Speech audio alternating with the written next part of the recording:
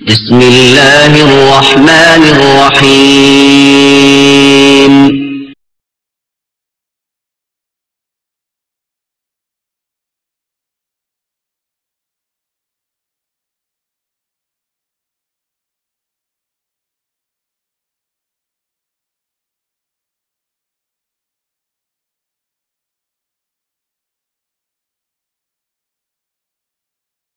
السلام عليكم ورحمة الله وبركاته.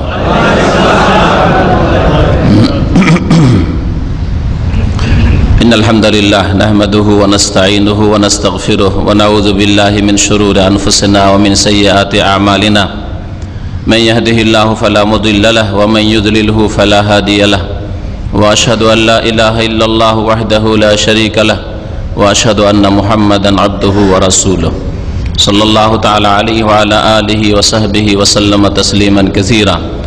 يا أيها الذين آمنوا اتقوا الله حق تقاته ولا تموتن إلا وأنتم مسلمون. يا أيها الناس اتقوا ربكم الذي خلقكم من نفس واحدة وخلق منها زوجها وبث منهما رجالا كثيرا ونساء واتقوا الله الذي تساءلون به والأرحام إن الله كان عليكم رقيبا. يا أيها الذين آمنوا اتقوا الله وقولوا قولا سديدا يصلح لكم أعمالكم ويغفر لكم ذنوبكم ومن يطع الله ورسوله فقد فاز فوزا عظيما. أما بعد فإن خير الحديث كتاب الله وخير الهدي هدي محمد صلى الله عليه وسلم وشر الأمور محدثاتها وكل محدثة بدعة وكل بدعة ضلالة وكل ضلالة في النار. أعوذ بالله من الشيطان الرجيم. الذين آمنوا ولم يلبسوا إيمانهم بظلم أولئك لهم الأمن وهم مهتدون. সম্মানিত ভাতৃমণ্ডলী, আল্লাহ পাক রব্বুল আলামিনের সমস্ত প্রশংসা যে আল্লাহ পাক একক, যে আল্লাহ পাকের কোনো শরীক নেই, যে আল্লাহ পাক রব্বুল আলামিন আমাদেরকে যেমন যা বিশ্বাস করতে হবে, যা ইয়াকিন করতে হবে, যেসব অন্তরের কাজ সেসব কাজও শিখিয়েছেন, সেসব ইবাদত বন্দেগীও শিখিয়েছেন। সে আল্লাহ পাক রব্বুল আলামিন আমাদেরকে ইবাদত বন্দেগী কেমন করে করতে হবে আর কোন কোনটি ইবাদত তাও আল্লাহ পাক শিখিয়েছেন। আমাদের কেমন করে চরিত্র গঠন করতে হবে, কেমন ভাবে মানুষ মানুষের সাথে আচরণ করবে তাও আল্লাহ পাক শিখিয়েছেন। আর এই শিক্ষা দেওয়ার জন্যই আল্লাহ পাক যুগে যুগে আম্বিয়া রাসূলগণকে প্রেরণ করেছেন। সে আল্লাহ পাকের সমস্ত প্রশংসা। সালাত এবং সালাম নাযিল হোক প্রিয় নবী মুহাম্মদুর রাসূলুল্লাহ সাল্লাল্লাহু আলাইহি ওয়াসাল্লামের উপর, যাকে আল্লাহ পাক রব্বুল আলামিন রাহমাতুল লিল আলামিন করে পাঠিয়েছেন, যিনি আমাদের জন্য জীবনের প্রত্যেকটি ক্ষেত্রে উত্তম আদর্শ, উসওয়ায়ে হাসানা। বিশ্বাস করবেন কি এই ক্ষেত্রেও তিনি উসওয়ায়ে হাসানা, উত্তম আদর্শ, যা রাসূলুল্লাহ সাল্লাল্লাহু আলাইহি সাল্লাম ইয়াকিন করতেন, বিশ্বাস করতেন, তাই বিশ্বাস করবেন। ইবাদত বন্দেগী কি করবেন, কেমন করবেন, কি ধরনের করবেন, কোন কোন পদ্ধতিতে করবেন, যেমন ভাবে রাসূলুল্লাহ সাল্লাল্লাহু আলাইহি সাল্লাম করেছেন, যে যে ইবাদত বন্দেগী এগুলি রাসূলুল্লাহ সাল্লাল্লাহু আলাইহি সাল্লাম করেছেন সেইভাবেই করবেন।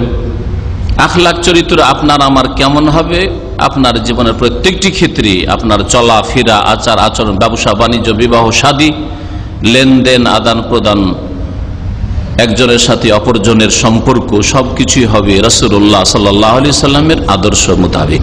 মহান আল্লাহ সূরা আহজাবে ইরশাদ করেছেন, লাকাদ কানা লাকুম ফি রাসূলিল্লাহি উসওয়াতুন হাসানাহ, নিঃসন্দেহে তোমাদের জন্য রাসূলুল্লাহ সাল্লাল্লাহু আলাইহি সাল্লামের মধ্যে রয়েছে উত্তম আদর্শ।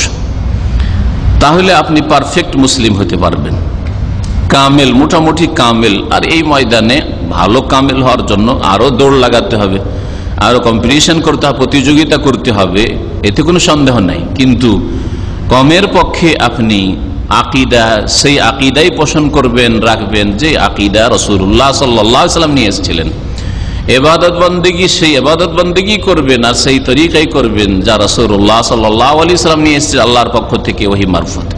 আখলাক চরিত্র সেইভাবেই গঠন করবেন যেভাবে রাসূলুল্লাহ সাল্লাল্লাহু আলাইহি সাল্লাম আখলাক আচরণ পেশ করেছেন মানুষের সাথে। আজকের আমাদের বিষয়বস্তু তার বিশেষ একটা দিক, আর সেই দিকটি নয় বরং সেই দিকটির পরিপন্থী যেগুলি বিষয়, বিপরীত বিষয়, অপোজিট, অ্যান্টি যেগুলি, সেগুলি সম্পর্কে আলোচনা করব। সেটা হচ্ছে আকীদার, যে আকীদা ইসলাম আপনাকে আমাকে দিয়েছে, কোরআন কারীমের আকারে, রাসূলুল্লাহ সাল্লাল্লাহু আলাইহি ওয়াসাল্লাম হাদিসের আকারে, এর নাম হচ্ছে ইসলামিক আকীদা। আকীদা মানে বিশ্বাস, আকীদা মানে একজন মানুষ অকাট্যভাবে যা বিশ্বাস করে এর নাম হচ্ছে আকীদা। বিশ্বাস যদি ভুল থাকে, ভুল জিনিস বিশ্বাস করে, ভুল বিষয়ের প্রতি বিশ্বাস থাকে, তাহলে ওর নাম হচ্ছে বাতিল আকীদা, ফাসেদ আকীদা, ভ্রান্ত আকীদা। আর যদি কোরআন সুন্নাহ ভিত্তিক আকীদা হয় তার নাম হচ্ছে সহি আকীদা, বিশুদ্ধ বিশ্বাস। আকীদার প্রথম যে বিষয়টি সেটি হচ্ছে আকীদাতুত তাওহীদ। তাওহীদ আল্লাহর একত্বের প্রতি বিশ্বাস। আকীদাতে এছাড়া আরো বিভিন্ন দিক রয়েছে। ঈমানের যে 6টি স্তম্ভ রয়েছে আপনাদের জানা রয়েছে, আর সেগুলি সবগুলি প্রত্যেকটি হচ্ছে আকীদা। যেমন আল্লাহ পাক রব্বুল আলামিনের প্রতি বিশ্বাস, আকীদা বিশ্বাসের বিষয়, ঈমান মানে বিশ্বাস। তেমনি ফেরেশতাদের প্রতি বিশ্বাস, আকীদা বিশ্বাস। আল্লাহ পাকের আসমানি কিতাবের প্রতি বিশ্বাস, কোরআনে কারীমের প্রতি বিশ্বাস, আকীদা বিশ্বাসের বিষয়। রাসূলগণের প্রতি বিশ্বাস, এটি বিশ্বাসের বিষয়, আকীদার বিষয়। পরকালের প্রতি জান্নাত জাহান্নাম, আর এই মওত থেকে শুরু করে জান্নাত জাহান্নাম পর্যন্ত যা কিছু আল্লাহ পাক বলেছেন, তার রাসূল সাল্লাল্লাহু আলাইহি ওয়াসাল্লাম বলেছেন, সে সবগুলির নাম হচ্ছে আকীদা, বিশ্বাস, ঈমান। এর মধ্যে প্রথম যে বিষয়টি সেটি হচ্ছে আল্লাহ পাক রব্বুল আলামিনের প্রতি ঈমান। আর আল্লাহ পাক রব্বুল আলামিনের শুধু অস্তিত্বের প্রতি ঈমান নয়, যে আল্লাহ আছেন বলে দিলেন পাক্কা মুসলিম হয়ে গেলেন, এটি ভ্রান্ত কথা। আল্লাহ আছেন বললে নাস্তিক থেকে আস্তিক হইলেন, আর আস্তিক হওয়ার পরে আবার আস্তিক দুই ভাগে বিভক্ত, মুশরিক বহুত্ববাদী আর একত্ব প্রতিষ্ঠাকারী। বহুত্ব যেহেতু মানুষের তৈরি করা, সেই জন্য বহুত্ববাদ, মানুষের ইজম। আর তৌহিদ যেহেতু আল্লাহ প্রদত্ত, সেই জন্য সেটা বাদ নয়, ইজম নয়, মতবাদ, মানুষের মত। আল্লাহ পাক রব্বুল আলামিনের পথ, এটা মানুষের বাদ নয়, মানুষের তৈরি করা নাই, রচিত নয়, বরং আল্লাহ পাক রব্বুল আলামিন নাযিলকৃত বিধান। তো আল্লাহ পাক রব্বুল আলামিনের অস্তিত্বের প্রতি ঈমানের পরে যেই পদক্ষেপটি হবে সেটা হচ্ছে আল্লাহ পাকের একত্বের প্রতি ঈমান। আল্লাহ পাক রব্বুল আলামিনের তৌহিদ, একত্ব নিয়ে সমস্ত আম্বিয়া রসুলগণকে আল্লাহ পাক পাঠিয়েছেন। আর এটাই হচ্ছে আদম আলাইহিস সালাম থেকে শুরু করে সমস্ত নবী রসুলগণ এবং নবী রসুলগণের অনুসারী যারা যারা মেনেছে নবী রসুলগণের দাওয়াতকে, তাদের এটাই হচ্ছে দিন। আর বহুত শিরক, তৌহিদ বিপরীত কথা, কাজ, এগুলি মানুষের তৈরি করা। যতই সুন্দর ধর্ম হোক, যতই চমৎকার লাগুক না কেন, সেগুলি মানুষের তৈরি করা। প্রতিমা পুতুল পূজায় যদি বলেন তো মানুষের তৈরি করা, কবর মাজার পূজায় যদি বলেন মানুষের তৈরি করা। আল্লাহ পাক কোনো দিনে নাজিল করেননি। মুহাম্মদ রাসূলুল্লাহ সাল্লাল্লাহু আলাইহি ওয়াসাল্লাম তৌহিদের দিনে তো দূরের কথা, নূহ আলাইহিস সালামের দিনেও কবর মাজার পূজা ছিল না, কোনো কিছু অ্যালাউ ছিল না এরকম। আদ সামুদ সম্প্রদায়ের যুগে, প্রাচীন যুগে, তখনও যখন কোনো সভ্যতা ছিল না, যখন পাহাড় কেটে কেটে মানুষ বাস করতো না, বন জঙ্গলে বাস করতো, হ্যাঁ, সেই যুগেও তাওহীদ ছাড়া শিরকের কোন ধর্ম আল্লাহর পক্ষ থেকে নাজিল হয়নি, শিরকের কোনো অনুমতি ছিল না। এই হচ্ছে আল্লাহ পাক রব্বুল আলামিনের দ্বীনের মৌলিক বিষয়, সেটা হচ্ছে ঈমানুন বিল্লাহ, আল্লাহর প্রতি ঈমান নিয়ে আসা।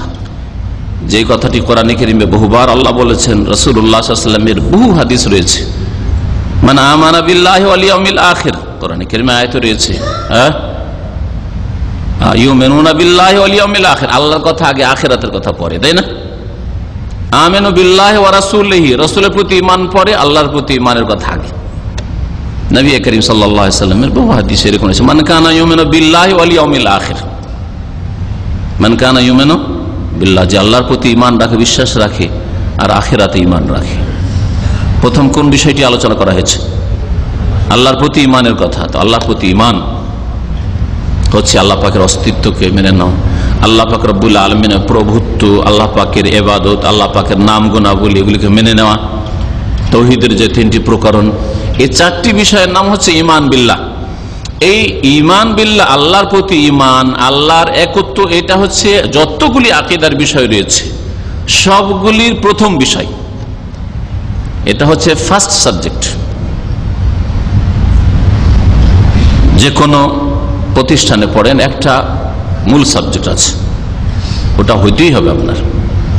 বিশেষ করে যখন স্পেশালিস্ট হবেন, আপনি অনার্স করছেন, আপনার আসলে একটা সাবজেক্ট আছে, ওটাতে আপনাকে পাশ করতে হবে। তো আকীদার বিষয়টি শরীয়তের মূল সাবজেক্ট। আর আকীদার মধ্যে যেখান থেকে শুরু করবেন সেটা হচ্ছে আল্লাহ পাক রব্বুল আলামিনের তৌহিদ, একত্ব, জীবনের সার্বিক ক্ষেত্রে। এর পরিপন্থী বিষয়, বিপরীত জিনিসগুলি, কথা, কাজ অনেক রয়েছে, যেগুলি হয় ইসলামের সহি আকীদা, তৌহিদের ক্ষেত্রে, আল্লাহর একত্বের ক্ষেত্রে, ইসলামের যে বিশুদ্ধ আকীদা তা সমূলে সর্বনাশ করে, বিনষ্ট করে, অথবা দুর্বল করে ফেলে, অকেজো করে ফেলে। অন্য ভাষায় বলতে গেলে ওই কথা কাজগুলি যদি আপনি করেন, বিশ্বাস করেন, বা ওই ধরনের কাজ করেন, ওই ধরনের আচরণ করেন, তাহলে তাতে কি হবে?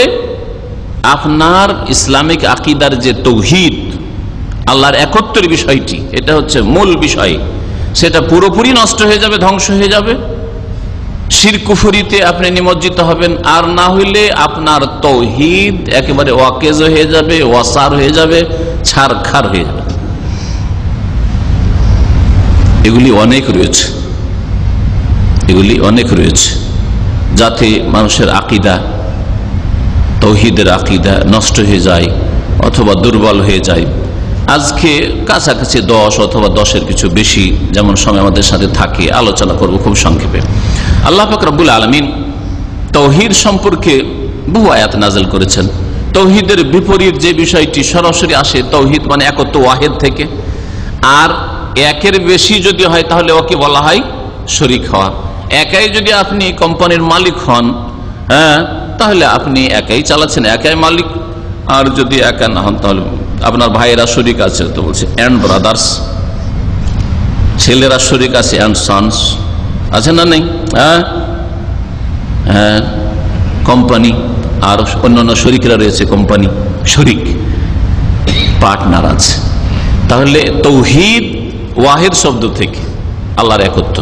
আর তৌহিদের জায়গায়, একের জায়গায় 2 যদি করে দেন, জাতে হোক, সিফাতে, গুণাবলিতে হোক, কাজে হোক, ইবাদত বন্দিগিতে, আপনার সমস্ত ইবাদত বন্দিগি আল্লাহ পাকের হক।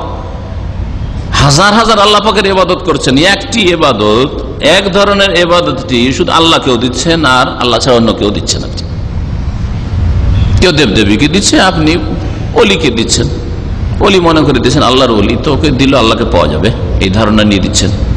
আপনি মাজারকে দিচ্ছেন, আপনি কোন জীবিত অথবা মৃতকে দিচ্ছেন, আপনি জিনকে দিচ্ছেন, আপনি হাতের একটা বালাকে দিচ্ছেন যেটা আল্লাহকে দেওয়া ফরজ ছিল, আপনি একটা তাবিজকে দিচ্ছেন। হাজার হাজার ইবাদত আল্লাহ পাক রব্বুল আলামিন করছেন, নামাজ, রোজা, হজ, যাকাত, এইভাবে যত বলতে পারেন আপনি, বহু ইবাদত করছেন। কিন্তু একটি ইবাদত আপনার তাবিজকে দিয়ে রেখেছেন, গণককে দিয়ে রেখেছেন, সবকিছু করেছেন। 5 ওয়াক্ত নামাজি, টাকা পয়সা হারিয়ে গেছে, করবোটাকে, ধরতে হবে চোরটাকে, চলে গেলেন গণকের কাছে। একটু দেখেন তো একটু ভালো করে, আপনার তদবির করে, বিভিন্ন তদবির, তাদের শিরকি কুফরি সবগুলি তদবির, ওই থালাবাটি চালানো হোক আর আপনার আর কিছু হোক, আর যেইভাবে হোক না কেন, দেখেন তো একটু, চোরটাকে ধরে দিতে হবে, যত টাকা লাগে। আপনি শিরক করে ফেললেন। আর তৌহিদ, আল্লাহ যে ওয়াহিদ আপনার কাছে, সেটা থাকলো না। আলিমুল গায়বি ওয়াশ শাহাদা, দৃশ্য অদৃশ্য একমাত্র আল্লাহ পাক জানেন। আর মানুষ দৃশ্য জানে, যা দেখা যায় তা জানে, অদৃশ্য জানেন না। এই মসজিদের বাইরে কে দাঁড়িয়ে আছে আমরা কেউ জানি না। আমাদের মধ্যে কেউ যদি দাবি করে যে আমি আল্লাহর ওলি, সুতরাং আমার জন্য কাশ হয়ে যায়, আর আমি ওই মসজিদের বাইরে কি হচ্ছে, কোন গাড়ি লাগছে, কোন গাড়ি যাচ্ছে, কে আসছে, কে না আসছে জানছি, অথবা কে আরো কয়জন আসবে আমি জানি, তাহলে সেই ব্যক্তি তাগুত। আর এটা যারা বিশ্বাস করবে সে তো তাগুত, মানে সে তো মুশরিক হইলই, কারণ নিজেই এলাহ দাবি করলো, ফেরাউন। আর যারা বিশ্বাস করবে যে না হইতেই পারে উলিয়া উলিয়া, তখন তাদের হইতেই পারে এগুলো।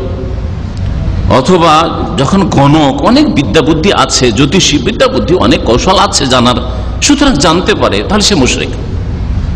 যে করলো, যে দাবি করলো, সেও তাগুত মুশরিক।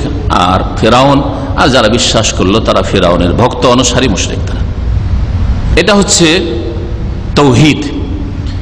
তৌহিদের বিপরীত তাহলে শিরক। তৌহিদ যদি প্রতিষ্ঠা করেন তাহলে শিরক মুক্ত হইতে হবে।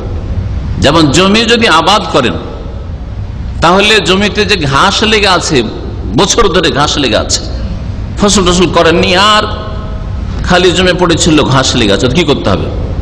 বীজ ছিটিয়ে দেবেন না? চাষবাস করেছেন না সব শহরের বাসিন্দা, কি করবেন? চাষ আবাদ করে ঘাসগুলিকে মারবেন না বীজ ছিটিয়ে দেবেন? বলেন,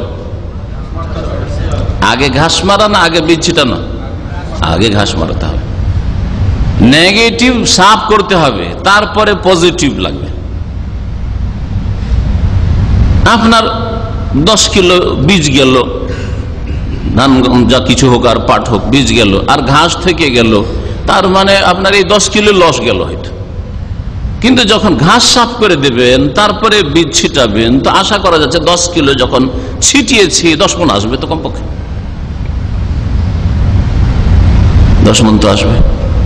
মান জা বিল হাসানাতে ফালাহু আশরু আমসালিহা, একটা নেকি করলে 10 গুণ হবে যদি তাওহীদ ঠিক থাকে। তো আর যদি ঘাস থাকলো, শিরকের ঘাস, বিদাতের ঘাস থেকেই গেল, ওর ওপর নামাজ, রোজা, হজ, যাকাত, জিকির আজকার, সুবহানাল্লাহ, আলহামদুলিল্লাহ, লা ইলাহা ইল্লাল্লাহ, জিকির আজকারের বীজ ছিটাচ্ছেন, সব বীজগুলি লস যাবে, কোনো কাজে আসবে না।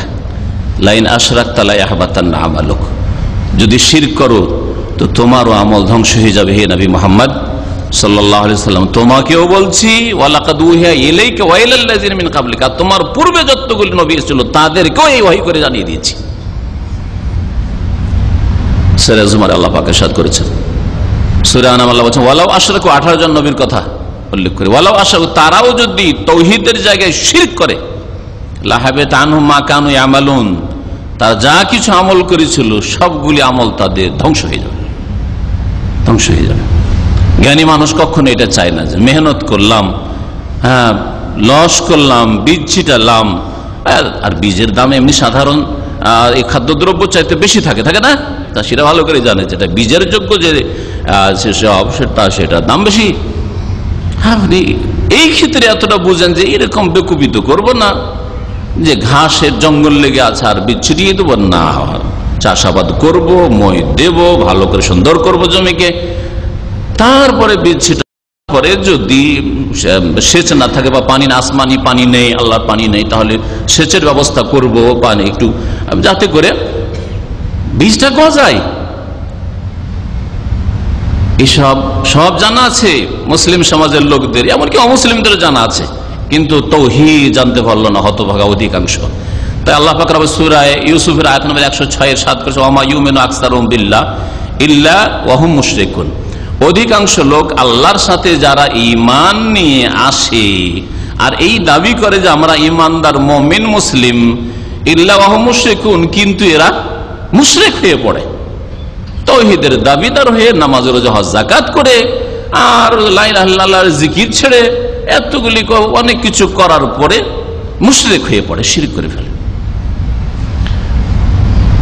দিনের ক্ষেত্রে কেন আমরা অবুঝ অধিকাংশ লোক, দুনিয়ার ক্ষেত্রে এত কেন পণ্ডিত, দুনিয়াকে যেভাবে বুঝছি আমরা বোঝার চেষ্টা করছি সেইভাবে অতটাই যদি ওর চাইতে অনেক বেশি গুরুত্ব দিতে হবে, তাহলে আখিরাতকে আপনি প্রেফার করলেন, প্রাধান্য দিলেন। কিন্তু না, যদি দুনিয়া যতটা আপনি বুঝছেন আর বুঝার চেষ্টা করছেন ততটাই যদি দিন বুঝতেন, তো কখনো গোমরা হয়ে আপনি ভুল পথে থাকতেন না। আল্লাহ পাক রব্বুল সূরা আনামের আয়াত নম্বর 82-তে ইরশাদ করছেন যে যারা শিরক মুক্ত হবে তাদেরকে আমি আমার অনুগ্রহ করব, নেয়ামত দান করব, গিফট দেব। আল্লাযীনা আমানু ওয়া লাম ইয়ালবিসু ঈমানাহুম বিযুলমিন, এখানে আল্লাহ পজিটিভ তাওহীদের কথা, ঈমানের কথা বলেছেন, আর নেগেটিভ শিরকের কথা বলেছেন। যারা ঈমান নিয়ে আসবে, বিশ্বাস করবে, সহি আকীদা প্রকাশ করবে, ওয়া লাম ইয়ালবিসু ঈমানাহুম, আর তাদের ঈমানের সাথে সংমিশ্রণ ঘটাবে না, মিশাবে না, মিক্সচার করবে না, বেজুলম, কোন জুলম, বেজুলম একটা হচ্ছে নাকেরা মানে যে কোনো জুলম, যে কোনো জুলম, এটা হচ্ছে একটা অর্থ। তাহলে ঈমানদার হয়ে যদি জুলম মুক্ত হয়, যে কোনো জুলম থেকে মুক্ত হয়, এটা একটা তাফসীর। উলাইকা লাহুমুল আমন, তাদের জন্য সার্বিক নিরাপত্তা রয়েছে। তখন বলবো সার্বিক নিরাপত্তা রয়েছে, আল আমন মানে সমস্ত রকমের নিরাপত্তা, যেমন আল হামদ মানে সমস্ত প্রশংসা, তেমনি আল আমন মানে সমস্ত রকমের নিরাপত্তা। আল্লাহ পাকের পক্ষ থেকে সিকিউরিটি রয়েছে, হেফাজত রয়েছে। আল্লাহ পাক দুনিয়া আখিরাতের আযাব থেকে জি কি করবেন? নিরাপত্তা দান করবেন, হেফাজত করবেন। আর জুলমিন, আরবি বালাগাতে জুলম যখন নাকের আসে সেটা তাজিমের জন্য হয়, তাজিমের জন্য হয়, মানে তার মধ্যে ব্যাপক অর্থ দেওয়ার জন্য হয়। যেমন অলংকারের যে সাবজেক্ট রয়েছে আরবির, অলংকারের সাবজেক্ট বাংলা ভাষা ইংরেজি ভাষায় পড়া হয়, ওই MA ওই PhD ওগুলোতে পড়ায় সাধারণত, ওই হাই স্কুলের ছেলেরা ওইসব পড়ে না হয়তো। তো বালাগাতে বা অলংকারে যে সাবজেক্ট তাতে বলা হয়েছে উদাহরণে, যেমন আল্লাহ বলছেন ওয়ালা আব্দুন মুমিনুন খায়রুম মিন মুশরিকিন, মুমিন গোলাম খায়রুম মিন মুশরিক, মুশরিকের চাইতে ভালো। খায়রুম মিন মুশরিক, মুমিন কৃতদাস, নিগ্রো কালো কুৎসিত গোলাম হয়ে আছে, নিজে বিক্রি হয়ে গেছে, কৃতদাস আব্দুল মোমেন, কিন্তু মমিন। খায়রুন এ ভালো, মিন মুশরিক মুশরিকের চাইতে। কিরকম মুশরিক বলছেন বালাগাতের ভাষা, তারা মুশরিকিন আজিমিন এখানে আছে। নাকেরা কিসের জন্য? আজমতের জন্য। মুশরিক যতই বড় জাদরেল হোক না কেন, রাষ্ট্রপতি হোক আর প্রধানমন্ত্রী হোক, আর পৃথিবীর 1 নম্বরে ধনাঢ্য হোক, মুশরিকুন আজিম। তো এই রকমের বড় মুশরিক, সারা পৃথিবীর নেতৃত্ব দিচ্ছে মুশরিক, ওর চাইতে মুসলিম সমাজের মুমিন শিরক মুক্ত কৃতদাস কি খায়রুন, আল্লাহ বলছে। এটা আমাদের কথা নয়, আল্লাহ পাক ঘোষণা করেছেন। আল্লাহ পাক রব্বুল আলামিন কাকে তার কাছে ফজিলত দিয়েছেন, শ্রেষ্ঠত্ব দান করেছেন, সেটা আল্লাহ পাকের ফয়সালা। আমরা নিজের পক্ষ থেকে যদি বলতাম তো কেউ রাগ করতে যে আরে এত বড় নেতা, আর এত বড় রাষ্ট্রপতি আর প্রধানমন্ত্রী আর অমুক এত শক্তিশালী, আর ফজিলুদ্দিনের একটা কৃতদাস, একটা নিগ্রো, একটা কালোকে না। আল্লাহ কোরআনে কারীমে বলেছেন, এটা আল্লাহ পাকের ফয়সালা। যে আল্লাহ সৃষ্টি করেছেন তিনি ঘোষণা করেছেন আলা ইয়ালামু মান খালাকা, যে আল্লাহ মুশরিককে সৃষ্টি করেছেন, এই গোলামকেও সৃষ্টি করেছেন, গোলাম এটাও তার ভাগ্যে নির্ধারণ করেছেন। তিনি কি জানেন না যে কে কতটা কদর রাখে, মর্যাদা রাখে? আলা ইয়ালামু মান খালাকা হুয়াল লাতীফুল খাবীর, অথচ তিনি সূক্ষ্ম সবকিছুর খবর রাখনেওয়ালা। আল্লাহ পাক বলছেন যে ওয়ালাম ইয়ালবিসু ঈমানহুম বিযুলম। এখন এই যে বুঝলেন যে নাকিরা তাজিমের ব্যাপক অর্থ দেয়, তাহলে এইভাবে তাফসীর করেন বালাগাত দিয়ে, তাহলে কি হবে? ওয়ালাম ইয়ালবিসু ঈমানহুম বিযুলমিন, ঈমান নিয়ে আসার পরে তারা বড় জুলমের সংমিশ্রণ ঘটালো না। জুলমিন আজিমিন কি অর্থ হয়ে গেল? যেমন ওখানে মুশরিকুন আজিম, এখানে জুলমুন আজিম, বড় জুলমের সংমিশ্রণ ঘটালো না। আর বড় জুলম কি? চুরি করা বড় জুল, জুল নিঃসন্দেহ, মিথ্যা কথা বলা বড় জুল, খেয়ানত করা বড় জুল, কাবিরা গুনাহ এগুলি জুলম ঠিক, কিন্তু ওর এই সব জুলমের চাইতে বড় জুলম কোনটা? যা কোরআনের ভাষায় আল্লাহ পাক বলেছেন ইন্নাশ শিরকা লা যুলমুন আযীম। কোন সূরায় রয়েছে? সূরা লোকমানে। কে উপদেশ দিচ্ছেন? লোকমান হাকিম রাদিয়াল্লাহু তাআলা আনহু ওয়া রাহমাতুল্লাহি আলাইহি। কাকে উপদেশ দিচ্ছেন? নিজের প্রিয় ছেলেকে। ইয়া বুনাইয়া লা তুশরিক বিল্লাহ, হে প্রিয় সন্তান, হে বৎস, লা তুশরিক বিল্লাহ, আল্লাহর সাথে শিরক করিও না। লা তুশরিক, আল্লাহ ওয়াহিদ আল আহাদ, এটা প্রতিষ্ঠা করো। লা তুশরিক বিল্লাহ কেন?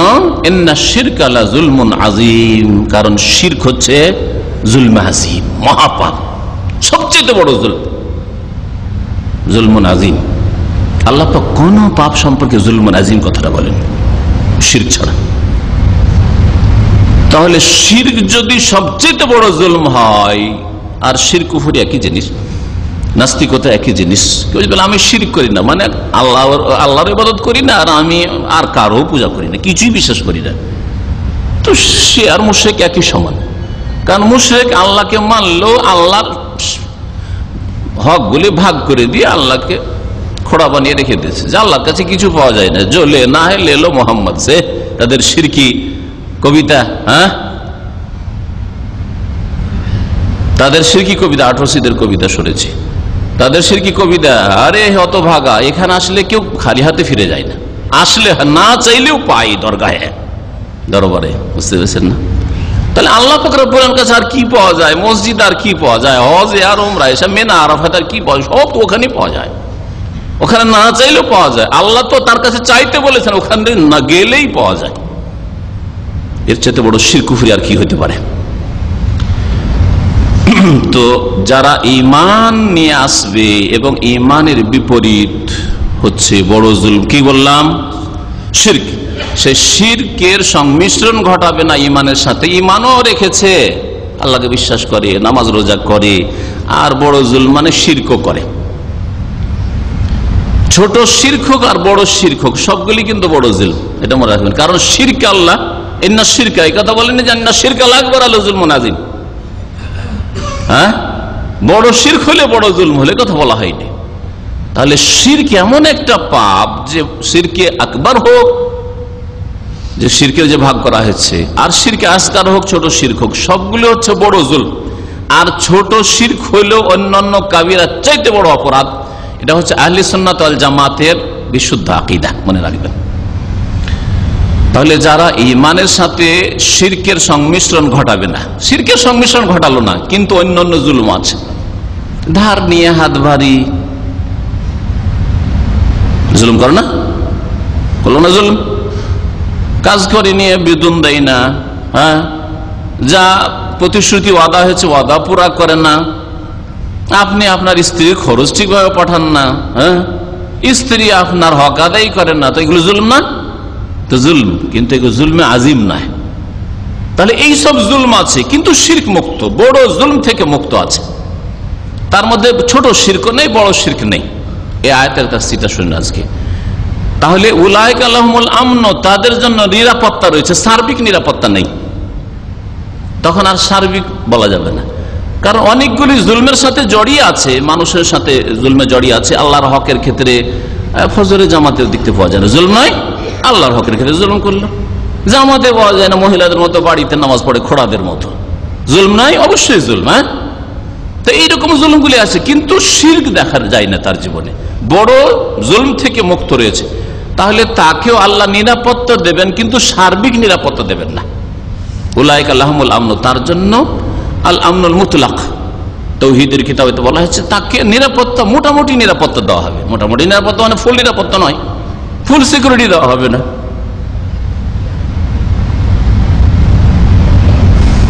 ওয়াহুম মুহতাদুন, আর আরেকটি গিফট হচ্ছে যে যদি শিরক মুক্ত হয়ে যেতে পারে, তো আশা করা যায় যে হেদায়েতের উপর আছে।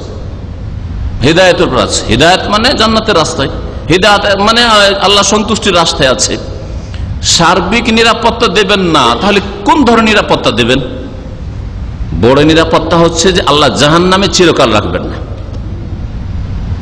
যদি কাবিরা গুনাহ করেও যায় তো আর জাহান্নামে যেতেও হয়, অনেকে জাহান্নামে হয়তো যাবে না, অনেক গুনাহই করেছে, কিন্তু তাওহীদ ঠিক ছিল, শিরক মুক্ত ছিল, আর ফরজ নামাজ ঠিক ছিল, অনেক হয়তো গুনাহ ছিল, জাহান্নামে যাবে না। কবর আযাব পেয়ে মাফ হয়ে গেছে, দুনিয়াতে অনেক ধাক্কা খেয়েছে, মার খেয়েছে, জুতো খেয়েছে, অপমান হয়েছে, বাড়িতে চুরি হয়েছে, বড় বড় রোগ হয়েছে, ওকে ওর বিবিকে ওর ছেলে মেয়ে নিয়ে পরেশান থেকেছে, এগুলো দিয়ে অনেক কাফারা হয়ে গেছে।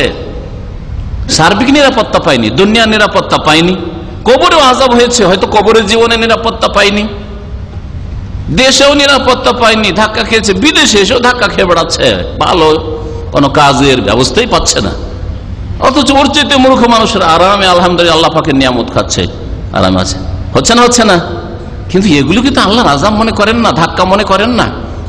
এগুলো যে আল্লাহ পাক রব্বুল আলামিন থেকে নিরাপত্তার অভাব, আল্লাহ পাক আপনাকে সিকিউরিটি দিচ্ছেন না আপনার পাপের কারণে, এই অনুভূতিগুলি তো আমাদের নেই। উলাইকা লাহুমুল, মোটামুটি সিকিউরিটি দেবেন যদি শিরক মুক্ত শুধু হইলেন, বড় শিরক ছোট শিরক মুক্ত, কিন্তু আরো পাপের সাথে জড়িয়ে আছেন, তাহলে চিরকাল আল্লাহ জাহান্নামে রাখবেন না। আর এটা হচ্ছে আহলে সুন্নাত ওয়াল জামাতের আকীদা। কেউ যদি তাওহীদ প্রতিষ্ঠাকারী হয়, শিরক মুক্ত হয়ে যেতে পারে, তো কখনো চিরকাল ওকে জাহান্নামে রাখবেন না। কাফের নয়, বড় মুনাফিক, অন্তর মুনাফিক, সে মুশরিক নয়, নাস্তিক নয়, মুশরিক নয়, দেবদেবীকে সেজদা করে না, কবর মাজারে সেজদা করে না, আর এইরকমই যেগুলি তাওহীদ নষ্ট করে, ইসলামের সহি আকীদা নষ্ট করে, তা নষ্ট করেনি, কিন্তু বিভিন্ন পাপে জড়িয়েছিল।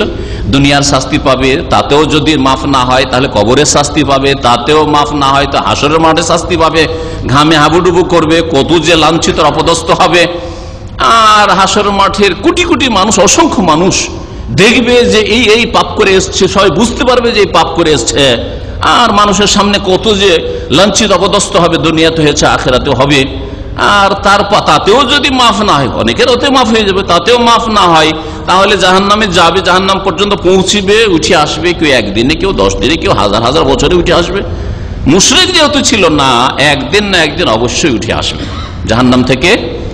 আল্লাহ পাক উঠিয়ে নিয়ে জান্নাত দেবেন। বুঝতে পারছেন না স্পষ্ট? কতদিন জাহান্নামে থাকতে চান? একদিনও না, 1 ঘন্টা, 1 সেকেন্ড ডুবিয়ে নিয়ে আল্লাহ উঠিয়ে নেবেন। এইরকম হবে। আল্লাহ পাক রব্বুল আলামিন পাপীকে একবার জাহান্নামে ডুবিয়ে উঠিয়ে নেবেন, ডুবিয়ে দেবেন। আর বলবেন যে কি এখন কি খবর? বলছে আল্লাহ জীবনে কোনোদিন শান্তি পাইনি। অথচ দেশের রাষ্ট্রনায়ক ছিল, এত ধনাঢ্য ছিল যে নিয়ামতের শেষে কখনো অর্ডারও করতে হয়নি যে এটা খাবো, এটা খাবো, সব হাজির সামনে, দুনিয়াকে জান্নাত বানিয়ে ফেলেছিল। কিন্তু একবার আল্লাহ ডুবিয়ে দিয়ে সারা জীবনে কখনো একটা কাটার কষ্ট হয়নি, আর একটা ঘাম বেরোয়নি। জাহান্নামে একবার ডুবিয়ে দেওয়ার পর আল্লাহ উঠাবেন, একবার একটা ডুব দেবেন আর উঠাবেন, বলবেন হাল রাআইতা খায়রান কাত্তু, কখনো তুমি কল্যাণ শান্তি পেয়েছো? ওয়াল্লাহি আল্লাহ তোমার কসম করে বলছি, ইয়া রব্বে মা রাআইতু খায়রান কাত্তু, কখনো জীবনে কল্যাণ পাবেনি, শান্তি পাবেনি, সারা জীবন অশান্তিতে চলে গেছে। অথচ বাস ডুবেছে আর উঠেছে, সেকেন্ডের ব্যাপার। হ্যাঁ, আল্লাহু আকবার। চিন্তা করেন, কলনারু জাহান্নাম আশাদ্দু হাররান, জাহান্নামের আগুন কত যে কষ্টকর হবে আর কত যে তার তাপ হবে, আল্লাহ পাক রব্বুল আলামিন ভালো জানেন। ডুবিয়ে আলো উঠিয়ে নেবেন।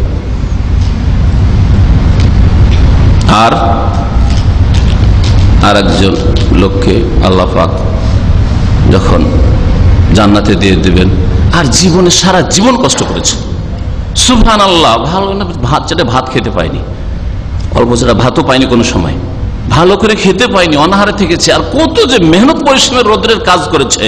দেখতে পাচ্ছেন যারা 12 ঘন্টা করে সারা দিন, সকাল 6টায় নামিয়ে দেয়, রাস্তায় ছেড়ে দিল, আর রাস্তায় ঘুরতে আছে 12টায় গেলেও দেখছেন রাস্তায় ঘুরতে আছে, কোথাও বসলে অসুবিধা।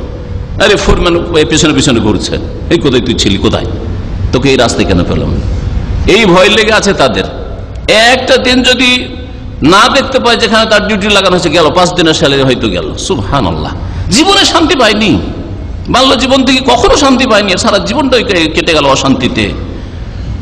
কিন্তু ঈমান আকীদা ভালো ছিল, ইবাদত ভালো ছিল, ইসলামী আখলাক ছিল, আল্লাহ জান্নাত দিবেন। তারপর হে বান্দা, হাল রাআইতা শাররান কাত্তু, হাল রাআইতা বুসান কাত্তু, কখনো তুমি কষ্ট পেয়েছো, কখনো দুঃখ হয়েছে, কখনো পেরেশানি হয়েছে, কখনো অশান্তি তোমার হয়েছে? যে ওয়াল্লাহি ইয়া রাব্বি, আল্লাহ তোমার কসম করে বলছি, জীবনে কোনোদিন অশান্তি হয়নি, জীবনে কোনোদিন কষ্ট হয়নি, সব কষ্ট ভুলে যাবে। সুবহানাল্লাহ, মনেই থাকবে না। নবী করিম সাল্লাল্লাহু আলাইহি ওয়াসাল্লাম, যিনি সাদিক মসদুক, যিনি চিরসত্যবাদী, তিনি ইরশাদ করেছেন। তো সম্মানিত ভাতৃমণ্ডলীরা, আল্লাহ পরকালকে ভয় করুন এবং শিরক মুক্ত হন প্রথমে, তারপরে আপনি নিজেকে সুসজ্জিত করেন, অলংকৃত করেন আপনার সুন্দর ইবাদত বন্দেগী দিয়ে, সুন্দর আখলাক চরিত্র দিয়ে। আল্লাহ পাকের কাছে দোয়া করেন, আল্লাহুম্মা আইন্নি আলা যিকরিকা ওয়া শুকরিকা ওয়া হুসনে ইবাদাতিক, আল্লাহ আমাকে সাহায্য করো, আলা যিকরিকা তোমাকে স্মরণে রাখার, তোমার জিকির আজকারের, ওয়া শুকরিকা তোমার শুকরিয়া জ্ঞাপনের, ওয়া হুসনে ইবাদাতিক আর তোমার ইবাদত বন্দেগী যাতে সুন্দরভাবে আদায় করতে পারি, এর তৌফিক দান করো। দিনে একবার নাই, নবী করিম সাল্লাল্লাহু আলাইহি ওয়াসাল্লাম তিনিও তার সুন্নাত কয়বার করে এই দোয়া করতেন? কয়বার করে? প্রত্যেক সালাতের পরে, মানে 5 বার কমপক্ষে। ফরজ নামাজের পরে, ফরজ নামাজের পরে নবী করিম সাল্লাল্লাহু আলাইহি ওয়াসাল্লামের এটি দোয়া জিকির। আর এছাড়াও নবী করিম সাল্লাল্লাহু আলাইহি ওয়াসাল্লাম বেশি বেশি এই দোয়া পড়তেন। অন্য হাদিসে আছে বেশি বেশি এই দোয়া নবী করিম সাল্লাল্লাহু আলাইহি ওয়াসাল্লাম পড়তেন। তাহলে আপনার ইবাদত আরো সুন্দর হোক, আপনার আখলাক চরিত্র আরো সুন্দর হোক, আপনার ঈমান আরো সুন্দর হোক, আপনি আরো আখিরাত মুখী হন, দুনিয়া বিমুখ হন, এর জন্য আপনাকে মেহনতি হতে হবে। আল্লাহ পাক কারো মেহনতকে নষ্ট করবেন না। যেসব কাজ বা কথাই ইসলামের আকীদার যে মৌলিক বিষয়, তৌহিদের আকীদা নষ্ট হয়ে যায় বা দুর্বল হয়ে যায়, এগুলি বর্ণনা করা শুরু করি, কারণ ভূমিকা লম্বা হয়ে গেছে, অর্ধেক সময় প্রায় কাছিয়ে দিয়েছি। প্রথম যে বিষয়টি আপনাদের সামনে বলবো সেটা হচ্ছে হাতের যে কোনো জায়গায়, এখানে হোক আর এখানে হোক, অথবা পায়ে হোক, শরীরে যে কোনো জায়গায় বালা বা তাকা, সুতা বাঁধা। এই ঈমান নিয়ে, এই আশা বিশ্বাস নিয়ে যে এই বালা আমার কি করবে, হেফাজত, এই বালা দিয়ে আমি আত্মরক্ষা করব। এই বালা থাকলে বদনজর থেকে বাঁচবো। উদাহরণস্বরূপ কেউ মনে করে এই বালা থাকলে আমি জিন শয়তান ভূত প্রেত থেকে বাঁচবো। কেউ মনে করে এই বালা থাকলে হিংসা শত্রুতা ইত্যাদি সব থেকে বাঁচবো, দুশ্মন থেকে বাঁচবো। আমার শরীর বন্ধ করা আছে, আমাদের দেশি ভাষা এটা না, শরীর বন্ধ করা, বাড়ি বন্ধ করা, এগুলো শোনার নাই? হ্যাঁ জি, আমার এই বালা দিয়ে আর এই টাকা সুতা দিয়ে এখানে আছে বা এখানে আছে, এখানে আছে, এটা দিয়ে কি করা আছে, আমার শরীর বন্ধ করা আছে।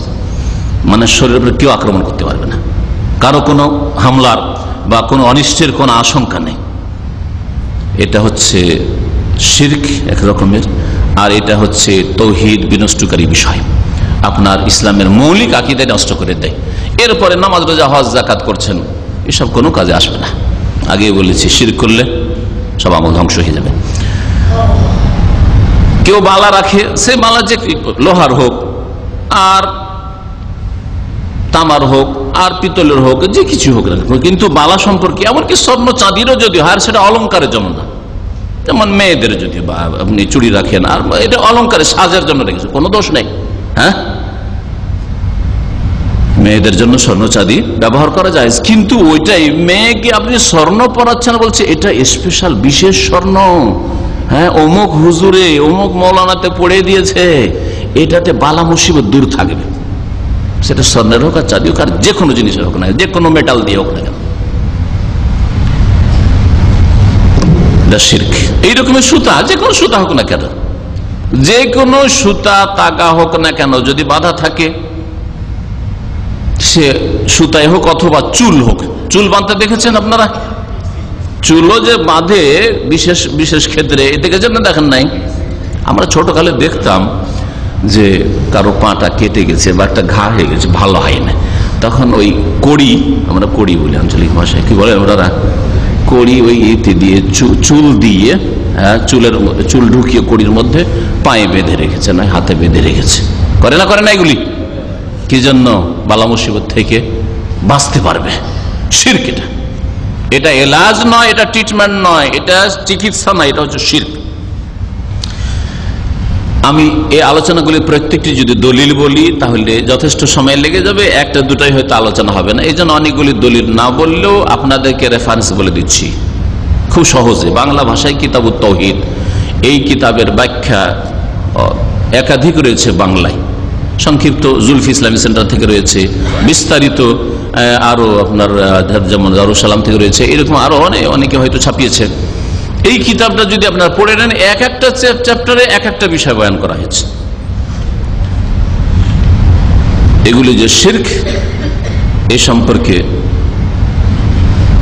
নবী করিম সাল্লাল্লাহু আলাইহি ওয়াসাল্লাম এর জামানায় ওই রকম একটা লোকের হাতে দেখেন বালা, পিতলের বা তামার, তো বলে এটা কি? বলছে এটা ওয়াহেনা এক ধরনের রোগ।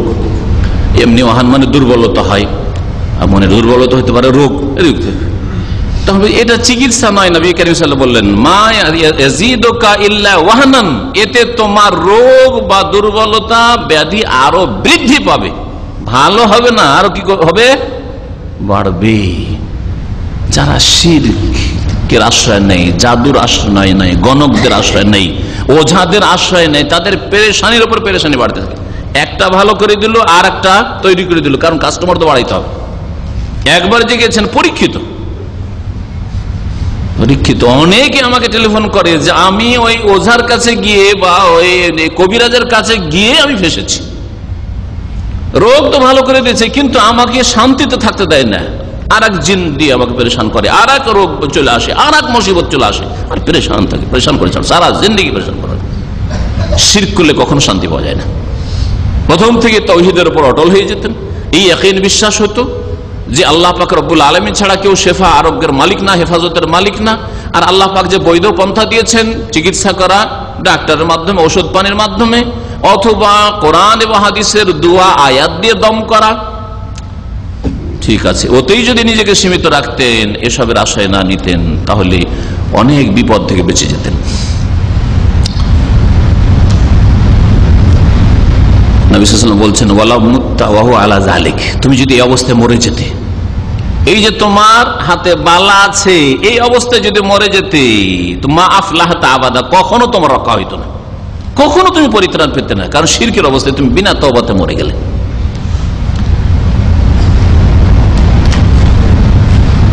যেসব কাজ করলে তাওহীদ নষ্ট, সহিহ আকীদা ধ্বংস হয়ে যায়, তার একটি হচ্ছে শিরকি ঝাড়ফুঁক এবং তাবিজ।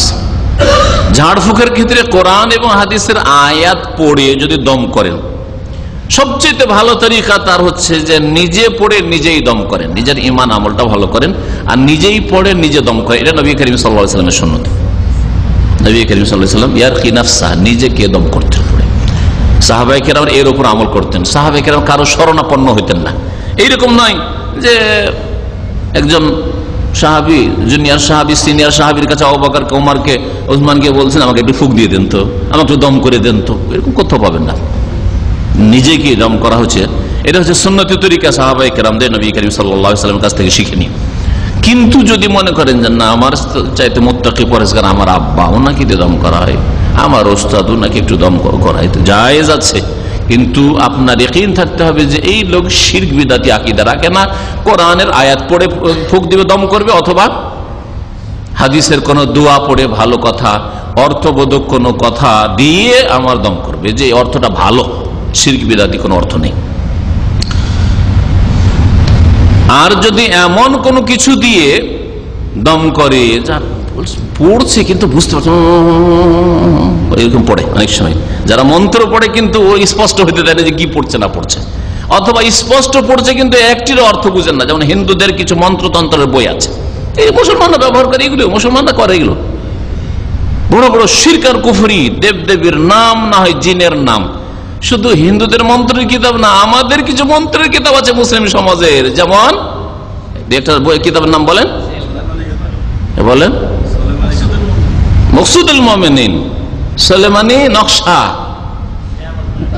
নেয়ামুল কোরআন, এগুলিতে মন্ত্রতন্ত্র আছে। মকসুদুল মুমিনের চেহেল কাফ আছে, চেহেল ফার্সি শব্দ, কাফ 40টা কাফওয়ালা মন্ত্র। যদি আরবি হবে দুয়া, তাহলে চেহেল দিয়ে কেন নাম হবে বলেন? চেহেল মানে 40, তো চেহেল হবে কেন? হ্যাঁ, আর 22 কাফ হইতো, হ্যাঁ কেন না, কেন? কিন্তু মকসুদুল মুমিন যেটা আমাদের দেশের বিবাহ শাদীতে একবারে উত্তম গিফট, যেটা শিরক কুফরি করে জাহান্নামে নিয়ে যাবে, এটা উত্তম গিফট। জি হ্যাঁ, নিয়ামুল কোরআন। আর ওই আপনার সুলেমানি নকশা, ছাত্র জীবনে একবার সুলেমানি নকশা হাটে বাজারে এক যে বই বিক্রেতা, তার কাছে দেখলাম আর এত সুন্দর সুন্দর তদবির দেখে, তখন 2য়-3য় ক্লাসের মাদ্রাসার ছাত্র, আমাকে এমন মুগ্ধ করলো, কিন্তু পকেটে নাই পয়সা।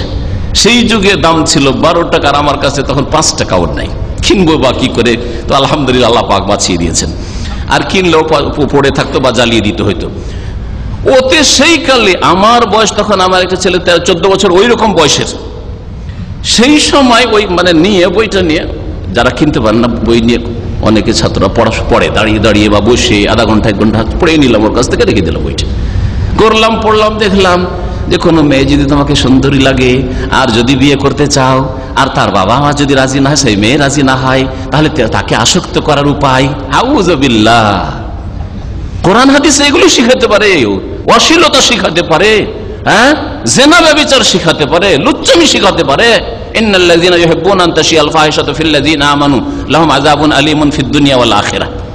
নিশ্চয়ই যারা পছন্দ করে যে মুসলিম সমাজে অশ্লীলতা ছড়িয়ে যাক, প্রেম ছড়িয়ে যাক যুবক যুবতীর, হ্যাঁ কারো মেয়ের বাবা বিবাহ দিবে, জবরদস্তি বিয়ে করো, অশ্লীলতা ছড়িয়ে যাক, এইরকম অশান্তি ছড়িয়ে যাক, লাহুম আযাব, এইরকম যদি কেউ চেষ্টা করে আর এসব ছড়ায়, এরকম বই ছড়ায় আর এগুলি তদবির যদি করে বা তদবির নেই, লাহুম আযাবুন আলীমুন, তাদের জন্য কঠোর শাস্তি রয়েছে, যন্ত্রণাদায়ক শাস্তি রয়েছে, ফি দুনিয়া, দুনিয়াতেও আর আখিরাত। এই কথা মনে করবেন না যে আখিরাত অনেক দূরে আছে, আল্লাহ বলছে দুনিয়াতে শাস্তি দেব। কত অশ্লীলতা! আমার নিজের পড়া সেই যৌবনকালে, যে যুগে ঈমান তাকওয়া ওইসব কি আর বুঝি ওই সময়। আল্লাহ পাক রব্বুল আলামিন মানুষকে রক্ষা না করলে কি রক্ষা করে?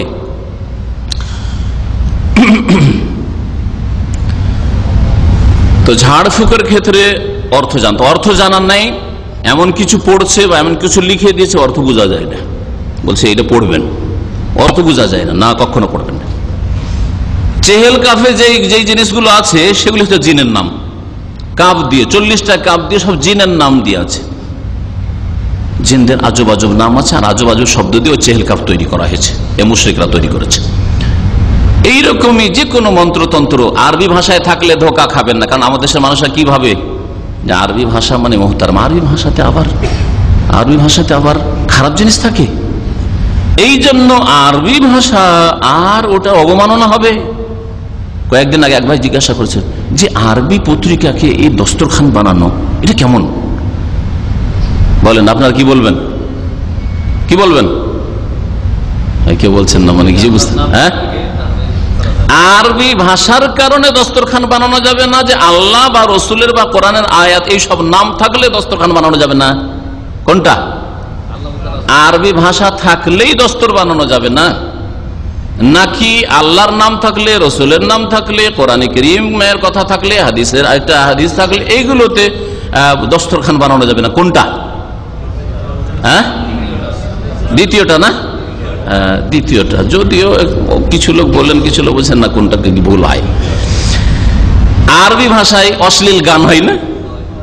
হ্যাঁ, এমন অশ্লীল গান আছে। সৌদি আরব আলহামদুলিল্লাহ পবিত্র অনেকটাই, কিন্তু অন্যান্য দেশে আপনি এমন অশ্লীল গান আছে যে বাংলা, উর্দু, হিন্দি গান হারাই দেবে হয়তো। জি হ্যাঁ, এমন ফিল্ম আছে যেগুলি অন্য ফিল্ম চাইতে কম নেই হয়তো, তো আরবি ভাষায় করে না। তাহলে ওই ফিল্মের সিডিটাকে পায়ের তলা দেওয়া যাবে না?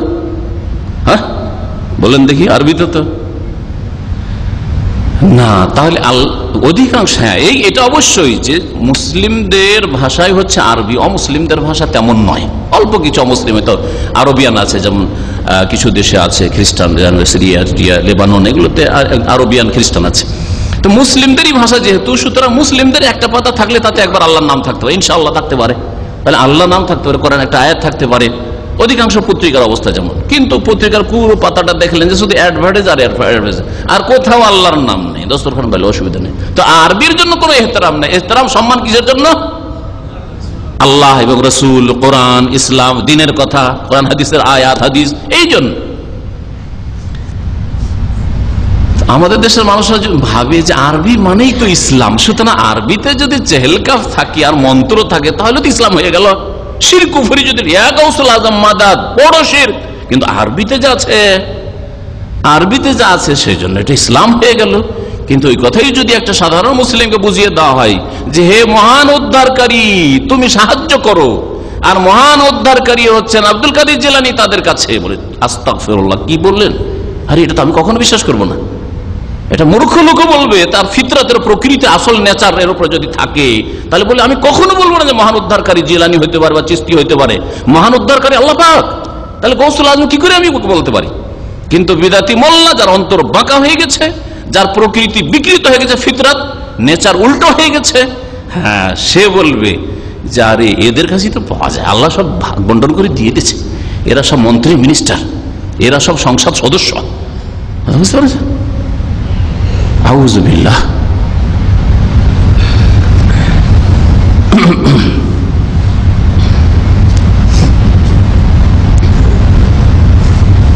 তাহলে ঝাড়ফুঁককে আপনি অর্থ যদি বুঝেন তাহলে আপনি ঝাড়ফুঁক করবেন। আর যারা ঝাড়ফুঁক শরীয়ত সম্মত করে, কোরআন আয়াত দিয়ে করে বা রাসূলের হাদিস দিয়ে করে, এর বেশি এদিক ওদিক যায়ও না। তাবিজের ক্ষেত্রে টোটাল তাবিজ নিষেধ, যে কোনো রকমের, শিরিক দিয়ে করা হোক, আর গাছের ডাল জড় শিকড় দিয়ে করা হোক, হ্যাঁ, নবী রসুলের নাম দিয়েই করা হোক। কেন নাম দিয়ে হবে? আল্লাহর নাম দিয়ে হবে। হ্যাঁ, আল্লাহর নাম দিয়ে ঝাড়ফুঁকের কথা, কিন্তু আমাদের আলোচনা তো ঝাড়ফুঁকের না, তাবিজের বলছি। তাবিজ যে কোনো রকমের হোক, তাহলে তাবিজকে আমরা তিন ভাগে ভাগ করতে পারি। একটা হচ্ছে শিরকি তাবিজ, আল্লাহ ছাড়া অন্যের নাম দিয়ে। আর একটা হচ্ছে গাছড়া দিয়ে, হ্যাঁ, জড়িবুটি। আর একটা হচ্ছে কোরআন আয়াত দিয়ে ভরে দিল, রসুলের হাদিস ভরে দিল, কিছু দুয়া লিখে দিল, অথবা নকশা করে দিল কোরআনের অমুক সূরার নকশা। যেমন আমাদের দেশের কোরআনগুলিকে নাপাক করে দিয়েছে এই শিরকি নকশা দিয়ে বিদাতিরা। আল্লাহ পাকের কিতাব কোরআনে কারীমের এক সাইডে যদি নকশা করা থাকে, তো একটা মূর্খ মানুষ ভাবে এটাও তো কোরআন, এটাও তো কোরআন। আর এটা আমি অবাস্তব কথা বলছি না, আমাকে কত লোক, সাধারণ লোকেরা জিজ্ঞেস করছে যে নামাই তো পড়া যখন নেই, তাহলে কায়দা বাগদাদি আসলো কেন? আরে জবাব দেন, কায়দা বাগদাদি আসলো সেই জন্য ওহী হয়ে গেল। বুঝতে পারছেন? কায়দা বাগদাদি মানুষের লিখলো, তার নামও হচ্ছে কায়দা বাগদাদি। ও বাগদাদ থেকে ওই আলিফ জারা মুজান্না আনা বানা তানা ওখান থেকে গেছে, ওই জন্য কায়দা বাগদাদি। আর ওই কায়দার সাথে সংযোজন, একটা প্রেস সংযোজন করতে পারে না যে শুধু কায়দাটাতে শুধু আনা বানা তানাই শিখিয়েছে, তো আক্ষরিক জ্ঞানের সাথে আমি একটু নামাইতটাও শিখিয়ে দিই, ছাপাইতে পারে না? হ্যাঁ, সংযোজন করতে পারে না?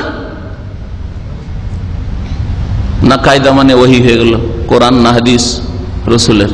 হ্যাঁ, আশ্চর্য কথা। কিন্তু এইরকম বহু লোক আমাদের অনেক আলোচনাতে জিজ্ঞাসা করে যে না হয়তো আপনারা বলছেন বিদাত নিয়ত পড়া, তো আবার কায়দাতে কেন স্থান পেল? হ্যাঁ, তোমাদের মতো বিদাতি গুলো স্থান দিল, তোমাদের মোল্লারা স্থান দিল, যারা কোরআন এবং হাদিসের পরোয়া করে না, রসুলের উত্তম আদর্শের পরোয়া করে না। রাসূলুল্লাহ সাল্লাল্লাহু আলাইহি ওয়াসাল্লাম জীবনে কোনদিন বলেছেন না, বলেন, ওই সব দেখার প্রয়োজন নেই। বিদাতে হাসানা ভালো কাজ, ওরা স্থান দিয়েছে কায়দা বাগদাদিতে। ওই রকমই কোরআনে কারীমের শুরুতে শেষে সূরা ফাতিহার নকশা, বাকারার নকশা, কাহফের নকশা, মারিয়ামের নকশা করে দিয়েছে। একজন সাধারণ মানুষ কি করবে? ভাববে যে কোরআনে কারীমে আছে। এই শিরকি তাবিজ শুরু করে দিল। তাবিজ টোটালি শিরক, সব রকমের তাবিজ, ইয়া আল্লাহ, ইয়া রহমান, ইয়া রাহিম লিখে তাবিজে ভরে দিলেন, অথবা কাগজটাকে বেঁধে গলায় লটকালেন, শরীরে অথবা গাড়িতে, বাড়িতে, জমিতে, গাছে, যেখানে লটকান না কেন সেটা শিরক। নবী করিম সাল্লাল্লাহু আলাইহি ওয়াসাল্লামের সহিহ হাদিস, আত-তামাইমু শিরকুন, তাবিজ হচ্ছে শিরক। মান আল্লাকা তামিমাতান ফাকাদ আশরাকা, যে ব্যক্তি তাবিজ লটকায়, যেখানে লটকাক না কেন, জমিতে লটকে দিয়েছে যে আমার জমিতে যেন ফলন পায়, গাছে ঝুলিয়ে দিয়েছে যে গাছের যেন ফলের ফলন হয় বেশি, হ্যাঁ, ইত্যাদি ইত্যাদি, বাড়িতে, গাড়িতে, যেখানে থাক, গাড়ির ভিতরে, বাইরে। মান আল্লাকা তামিমাতান, যে ব্যক্তি তাবিজ ঝুলাবে সেই ব্যক্তি শিরক করবে। আর নবী কারীম সাল্লাল্লাহু আলাইহি ওয়াসাল্লাম ফাকাদ উকিলা ইলাইহি মান তাআল্লাকা তামিমাতান ফাকাদ উকিলা ইলাইহি, যেই ব্যক্তি তাবিজ লটকাবে, ঝুলাবে, তাকে ওই তাবিজের ওপরই ছেড়ে দেওয়া হবে, তাকে আল্লাহ পাক কোনো সাহায্য করবেন না। আজকে যতগুলি দেশে যত বেশি শিরক বিদআত হচ্ছে, তত বেশি পেরেশানি, সার্বিক পেরেশানি, সব দিকের পেরেশানি, পারিবারিক অশান্তি, সামাজিক অশান্তি, রাষ্ট্রীয় অশান্তি, অর্থনৈতিক অশান্তি। কেন? যদি তাবিজ দিয়ে উদ্ধার হয় তাহলে এই দেশগুলিতে আরো বেশি সুখী থাকা উচিত। আর যেই দেশে একটিও তাবিজ খুঁজে পাবেন না, সৌদি আরব, মামলাকা সৌদি আরব, আলহামদুলিল্লাহ, একটা তাবিজ খুঁজে পাবেন না। এই দেশে তো তাহলে কিছুই পাওয়া যেত না, খেতেই পাওয়া যেত না, কিন্তু সারা দুনিয়া থেকে ছুটে আসার জন্য পেরেশান হয়ে যায়, ওখানেই যায়, তাই না? তাবিজ শিরক, মুসনাদ আহমদের হাদিস, আবু দাউদের হাদিস। এইরকমই তাবিজ ছাড়া আরো কিছু লটকিয়ে থাকে, বিশেষ করে গাড়িতে, বাড়িতে, যেমন একটা কোনো পেপার কিছু লিখে অথবা ছাপানো, আয়াতুল কুরসি আজকাল ছাপানো পাওয়া যায়, হ্যাঁ, আয়াতুল কুরসি ছাপানো পাওয়া যায়, আরো কিছু লিখে আজকাল ব্যবসা শুরু হয়ে গেছে, ভালো নকশা করে ছাপিয়ে আর গাড়িতে ঝুলিয়ে দিয়েছে, গাড়িতে ঝুলানো আছে। এই গাড়িতে ঝুলানো কি জন্য? অধিকাংশ লোক যারা ড্রাইভার, তাদের গাড়িতে মুসলিম যদি হয় কোরআনের আয়াত ঝুলানো থাকে। উদ্দেশ্যটা কি? ইন্নামাল আমালু বিন্নিয়াত, আপনার এই কর্মটি আপনার নিয়তের উপর নির্ভর করছে। কি জন্য? যদি সফরের দোয়া হয়, আর মুখস্থ নেই, অথবা মুখস্থ আছে ভুলে যাই আমি। গাড়িতে চড়ার দোয়া সুবহানাল্লাযী সাখখারা লানা হাযা ওয়া মা কুন্না লাহু মুকরিনিন ওয়া ইন্না ইলা রাব্বিনা লামুনকালিবুন লেখা আছে। যেমনই গাড়িতে বসলেন, দেখলেন মুখস্থ নেই, দেখে পড়ে নিলেন, অথবা মুখস্থ কিন্তু ভুলে যাই, যাতে করে না বলি, দেখলেই নজরে পড়লেই মনে হয়ে যাবে, হ্যাঁ রিমাইন্ডের জন্য, রিমাইন্ডার, তাহলে ঠিক আছে, তাহলে ঠিক আছে। এই একটা নিয়তে শুধু ঠিক আছে। কিছু লোকের নিয়ত এর চাইতে ডাউন হচ্ছে, জিন্নতের জন্য। গাড়িটা দেখতে সুন্দর লাগবে, চমৎকার নকশা দিয়ে আয়াতুল কুরসিটা লেখা আছে, হ্যাঁ, বা অমুক জিনিসটা, অমুক দোয়াটা লেখা আছে, দেখতে সুন্দর লাগছে, সুতরাং ঝুলিয়ে রেখেছি। তাহলে সে কোরআন এবং হাদিসের আয়াতের বা দোয়ার অবমাননা করলো, মানহানি করলো, বেয়াদবি করলো। সে আপনার গাড়ির জিনত বানিয়েছেন কোরআন কারীমকে, না আপনার কলবের জিনত বানাবেন, আপনার আখলাক আমল ইবাদতের জিনত বানাবেন। আপনি বেয়াদব, আপনি যে গাড়িকে অলঙ্কৃত করার জন্য, বাড়িকে দেয়ালকে সুসজ্জিত করার জন্য ক্যালেন্ডার, হ্যাঁ আয়াতুল কুরসির ক্যালেন্ডার, এটা হচ্ছে সূরা বাকারার শেষ 2 আয়াত রয়েছে, এটা এই রয়েছে, সেই রয়েছে, গোটা কোরআন ঘরে লিখে রেখে জিনত বানিয়ে ফেলেছেন। মনে করেছেন আমি গোটা দেয়ালে পয়সা আছে, গোটা কোরআন কারীম আমি আমার বাড়ির দেয়ালে লিখে রাখবো, কিন্তু কোনো ভালো কাজ করেননি, আপনি কোরআন কারীমের মানহানি করেছেন। স্টিকার আজকাল পাওয়া যাচ্ছে, গাড়ির পেছনে সামনে স্টিকার লাগিয়ে দিয়েছে, স্টিকার লাগে, নানান রকম স্টিকার। কেউ আয়াতের লা ইলাহা ইল্লা আনতা সুবহানাকা ইন্নী কুনতু মিনাজ জালিমিন, দেখেন না স্টিকার, হ্যাঁ, কেউ কোনো আয়াতের, কেউ কোনো আয়াতের, আর না হইলে আল্লাহর নাম, ইয়া আল্লাহ। আরে ময়লা আবর্জনা দিয়ে সাবান দিয়ে কত ধুইছে, আমার ইয়া আল্লাহ আপনার গাড়িতে লাগিয়ে রাখতে হবে? বেয়াদবি করছেন না আপনি? আর ভিতরে হইলে আপনার গাড়ির অলংকার সাজাবার জন্য আল্লাহর নামটা, কখনো না। তাহলে বেয়াদব আপনি শিরক না করলে, শিরকে পৌঁছেননি, এখন ডাউন হচ্ছে। ইন্নামাল আমালু বিন্নিয়াত, আপনার নিয়তের উপর আপনি আপনার ইজ্জত আল্লাহর কাছে ডাউন হয়ে যাচ্ছে, আপনার ঈমান আমল ডাউন হয়ে যাচ্ছে, কিন্তু শিরক পর্যন্ত পৌঁছাননি।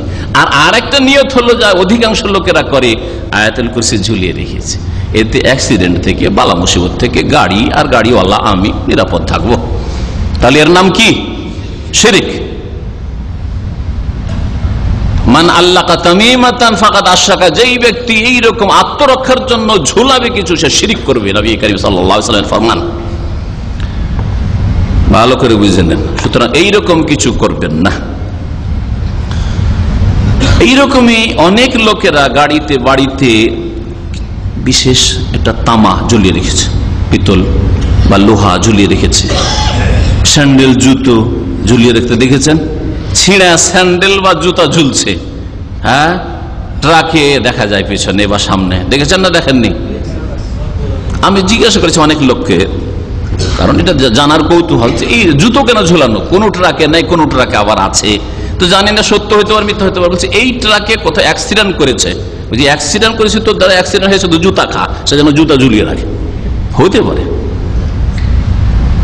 আবার এটা হইতে পারে জুতো ঝুলিয়ে রাখলে বদনজর লাগবে না, হ্যাঁ, বদনজর লাগবে না, এইসব শিরকি কথা।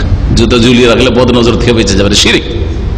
আইন বদনজর থেকে বাঁচার জন্য, হিংসা হাসাদ থেকে বাঁচার জন্য, গাড়ি বাঁচানোর জন্য, আর গাড়ির প্যাসেঞ্জার থেকে বাঁচানোর জন্য ভিতরে কিছু ঝুলিয়ে রাখবেন, বাইরে কিছু ঝুলিয়ে রাখবেন, এই সবগুলি হচ্ছে শিরক। অনেকে গোটা কোরআনই রাখে, একটা কোরআন গাড়িতে রাখা আছে সারা বছর, সুবহানাল্লাহ, এসিটা বন্ধ করে দিয়ে যদি বলে 10 মিনিট বসে থাক তুই গাড়িতে, কখনো থাকবে না সে। আর আল্লাহ পাকের কোরআনে কারীমকে 24 ঘন্টা রোদরে তাপে রেখে দিয়েছে। কোরআনে কারীমকে সামনে হোক আর পিছন দিকে হোক, কোথাও মুসলিম যেহেতু নিচে হয়তো রাখেনি, ওপরে রেখেছে, একটা গোটা কোরআন সাজিয়ে রেখে দিয়েছে। উদ্দেশ্য হচ্ছে কোরআনে কারীম থাকলে আল্লাহ হেফাজত, আল্লাহর কোরআন যখন আমার গাড়িতে থাকবে তো হেফাজত। যেমন কোরআনে কারীম প্রত্যেকটা রুমে রুমে একটা করে সাজিয়ে রাখে আমাদের দেশের মানুষরা, কোরআন পড়ুক আর না পড়ুক একটা করে সেলফি সাজানো আছে প্রত্যেকটা রুমে, আছে, অনেকে আছে। কি জন্য?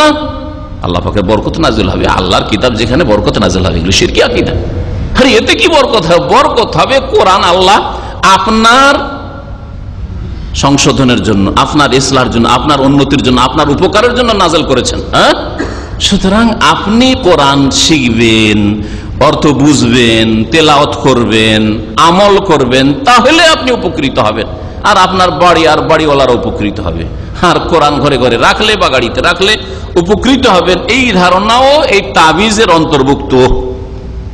যেন আপনি এটাকে আত্মরক্ষার ব্যবস্থা হিসাবে গ্রহণ করেছেন, কোরআনে কারীম রুমে রুমে রাখা বা গাড়িতে বাড়িতে রাখা।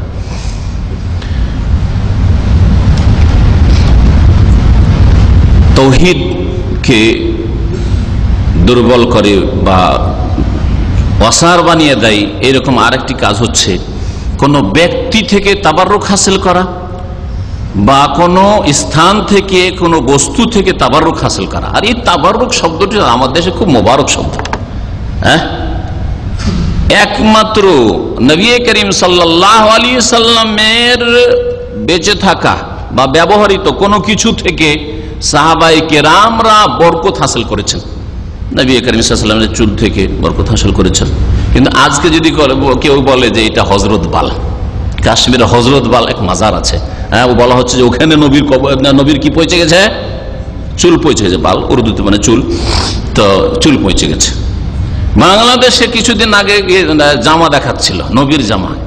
নবীর জামা হইলো কি, হেলাল সাহেবের জামা হইলো কি করে বলবে? হ্যাঁ, কি করে বলবে আজকে এটা নবীর জামা? মিথ্যুকরা, দাজ্জাল। হ্যাঁ, আরব দেশে নবী, মক্কা মদিনের নবী, এখানে নবীর জামা কখনো দেখতে পান না। মক্কা মদিনে কোথাও আছে? যদি থাকতো সংরক্ষিত রাখতেন। আর ওরা পেয়ে গেল সব মিথ্যুকের দলেরা। এরা ধোঁকা দিয়ে মানুষকে গুমরাহ করে থাকে। আর ওর তার মানে এখন বরকত হাসিল করা। যে কথাটা বলছিলাম সংক্ষেপে, যে নবী করিম সাল্লাল্লাহু আলাইহি ওয়াসাল্লামের উজুর পানি থেকে বরকত হাসিল করা, নবী করিম সাল্লাল্লাহু আলাইহি ওয়াসাল্লামের থুথু থেকে বরকত হাসিল করা, নবী সাল্লাল্লাহু আলাইহি ওয়াসাল্লামের চুল থেকে বরকত হাসিল করা, এটা প্রমাণিত। কিন্তু নবী সাল্লাল্লাহু আলাইহি ওয়াসাল্লামের জীবদ্দশায় যতদিন ছিলেন, নবী সাল্লাল্লাহু আলাইহি ওয়াসাল্লামের ইন্তেকালের পরে নবী সাল্লাল্লাহু আলাইহি ওয়াসাল্লাম কবরের কাছে কেউ জাননি যে কবর থেকে একটু বরকত নেই, কেউ করেন নাই। হ্যাঁ, মা আয়েশা রাদিয়াল্লাহু তাআলা আনহা, ওমর রাদিয়াল্লাহু তাআলার কবর হওয়া পর্যন্ত ওই ঘরে, যেহেতু আব্বার কবর, আর পর্দা না করে মাথার কাপড় খুলে, কেন উনারই ঘর ছিল সেটা, সেই জন্য ঢুকতেন। কিন্তু কখন একটু বরকত হাসিল করি, নবীকে পাচ্ছি না সরাসরি, মাটির তলায় তো দাফন করেই দেওয়া হয়েছে, তো একটু করি, জীবনে করেননি, জীবনে করেননি। তাহলে ইন্তেকালের পর আর কেউ বরকত হাসিল করে নবী করিম সাল্লাল্লাহু আলাইহি সাল্লামের কবর থেকে বা আর কিছু থেকে। আর নবীর পরে যদি কারো থেকে তাবাররুক হাসিল করা ইসলামে থাকতো, তাহলে এই উম্মতের প্রথম ব্যক্তি কে? আবু বকর সিদ্দিক। তার কাপড় চোপড় থেকে, তার উজুর পানি থেকে, তার চুলগুলো যখন কেটে, চুল কাটা হলে একটু চুল রেখে নিলাম, আর বরকত হাসিল, এগুলো করতেন না? করতেন না সাহাবীরা? করেছেন। ওমরের, হ্যাঁ, উসমানের, আলীর, হাসান, হোসেন রাদিয়াল্লাহু তাআলা আজমাইন কারো কোনো কিছু থেকে বরকত হাসিল করেন না, কোনো জায়গা থেকে বরকত হাসিল করেছেন, আর না কোনো ব্যক্তি থেকে বরকত হাসিল করেছেন। তাহলে আবু বকর, ওমর, উসমান, আলী, হাসান, হোসেন ওদের যদি থেকে কেউ বরকত না হাসিল করে থাকে, তো পীর এসছে একটু তাবাররুক নিতে যাচ্ছে। হ্যাঁ, পীর সাহেব একটু ফুঁক দিয়ে দিলে তাবাররুক, তারপরে ওটাকে বলে কি? তাবাররুক বিতরণ, না কি বলে গো? হ্যাঁ, তাবাররুক, ওই যে বরকত হাসিল হবে। এখন পীর যেহেতু একটু ছিড় আসবে, আপনারা কেউ খাবেন না, বিতরণ হবে না, আগে পীর সাহেব একটু উঠাবেন, খাবেন, এখন তাবাররুক হয়ে গেল, বাকি এখন তকসিম করেন, বিতরণ করেন। তাবাররুক এগুলি শিরকি আকীদা, এগুলি তাওহীদ পরিপন্থী কাজ। ভালো করে শুনে রাখেন, যা আমাদের ঘরে ঘরে ঢুকে পড়েছে, অজান্তে হোক আর জানতে হোক। এইরকমই তাবারুকের জন্য হাত বুলানো, একটু হাত বুলালেন। এমনকি কাবা ঘরেরও হাজরে আসওয়াদ ছাড়া অন্য জায়গায় হাত বুলিয়ে, এটা কি বিদআত? অথচ আল্লাহর ঘর কাবা, হাজরে আসওয়াদের কন্যা ছাড়া রুকনে ইয়ামানি, ওখানে শুধু ছুঁইবেন, চুমাও যদি একটু বেশি করে, নবীর চাইতে বেশি করলো, সাহাবায়ে কেরামের চাইতে বেশি করলো, সেই জন্য বিদআত। ওখানে চুমন দেওয়া নাই, কি করা আছে? ইসলাম স্পর্শ করা আছে। আর যে বাকি দুই কর্নার আছে, হ্যাঁ, উত্তর দিকের ইরাকি আর কি বলা হচ্ছে শামী দুটো কর্নার, মদিনার দিকে যে দুটো কর্নার পড়ছে, যেদিকে আপনার হাতিম বা হিজর আছে, ওই কর্নার যদি কেউ স্পর্শ করে তাহলে সে বিদআতি কাজ করলো। অথচ স্পর্শ করার উদ্দেশ্য কাবা থেকে বরকত না, আল্লাহর ঘর থেকে, আল্লাহ পাক থেকে এই বরকত হাসিল করে, এটাই উদ্দেশ্য। যে হয়তো একটা ভালো নেকির কাজ করলাম, এই উদ্দেশ্যেই করছে, তারপরে সে বিদআতি হইল। এমনকি হাজরে আসওয়াদেও যদি স্পর্শ করে, চুম্মা দেয় বা ইশারা করে, আর যদি মনে করে যে এখান থেকে বরকত, তাবাররুক হাসিল করলাম, বরকত পেলাম, ফাইজ পেলাম, তাহলে এটা বিদআতি কাজ, বরং শিরক হয়ে যাবে। বিদআতি কাজ না, বরং শিরক হয়ে যাবে। শুনে রাখেন ভালো করে, আমি নিজের কথা যদি বলি তো বলবেন যে আমাদের পক্ষ থেকে বাড়াবাড়ি, এগুলি অপব্যাখ্যা।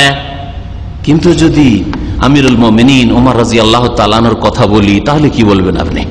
হ্যাঁ, আজকের কোন বিশ্ববিখ্যাত আলেমের কথা বলছি না, এই উম্মতের দ্বিতীয় ব্যক্তি তার কথা বলছি।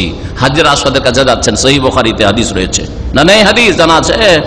আজ যাচ্ছেন হাজরে আসওয়াদকে চুম্বন দিচ্ছেন আর বলছেন যে ইন্নী লা আ'লামু, আমি ভালো করে জানি যে আন্নাকা হাজার, তুমি কি পাথর, লা তানফা ওয়ালা তাদুর, তুমি উপকারও করতে পারো না আর ক্ষতিও করতে পারো না, তুমি কিছুই করতে পারো না। আমার মানুষের দুটো থাকে, আশা থাকে না হয় ভয় থাকে, তাই না?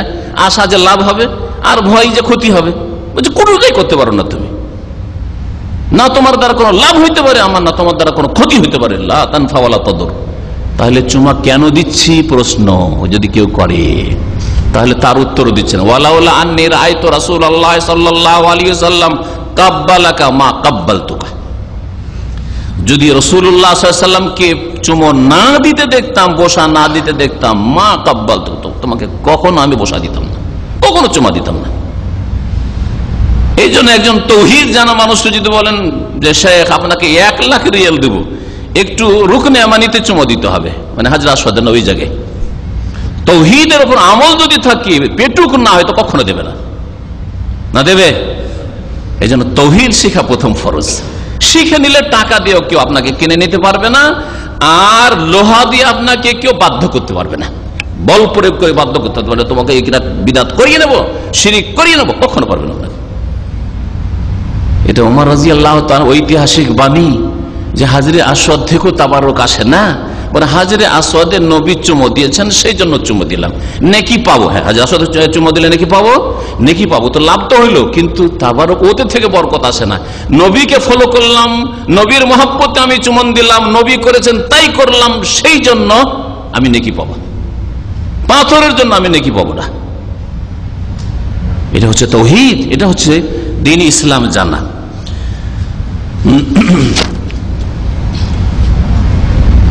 তাওহীদ পরিপন্থী বিষয়, যাতে তাওহীদ নষ্ট হয়ে যায়। নামাজ, রোজা, হজ, যাকাত, দ্বীন ইসলামের বহু কাজ করছেন, বহু খেদমত করছেন, কিন্তু বছরে একবার ওরসে খাসি মোরগ নিয়ে গিয়ে জবাই করে দিয়ে চলে আসলেন পীরের মাজারে, পীরের মাজারে জবাই করে আসলেন। কুরবানিও করেন আপনি, মাশাআল্লাহ, কুরবানি সবচেয়ে দামি গরু দিয়ে কুরবানি। বাংলাদেশে একটা দামি গরু আজকাল মনে হয় 1 লাখ খানেক লাগে, হ্যাঁ বেশি লাগে, সুবহানাল্লাহ। এই কুরবানিও করেন আল্লাহর জন্য এই জিলহজ মাসে 10 তারিখে, 11 তারিখে, 12 তারিখে, এই তারিখগুলোতে। কিন্তু যখন ওরস লাগে তখন ওখানে গো খাসি মোরগ জবাই করেন। বেশি পয়সা আছে, চলো খাজা বাবার কাছে ভারত থেকে করে রাজস্থানে গিয়ে আজমের শরীফে গিয়ে একটা গরু জবাই করে আজ কুরবানি তো করলাম, তো এটাও কুরবানি করি। করলেন আপনি পুরোপুরি আপনার ঈমান হারিয়ে দিলেন, জীবনের সমস্ত আমল ধ্বংস করে দিলেন।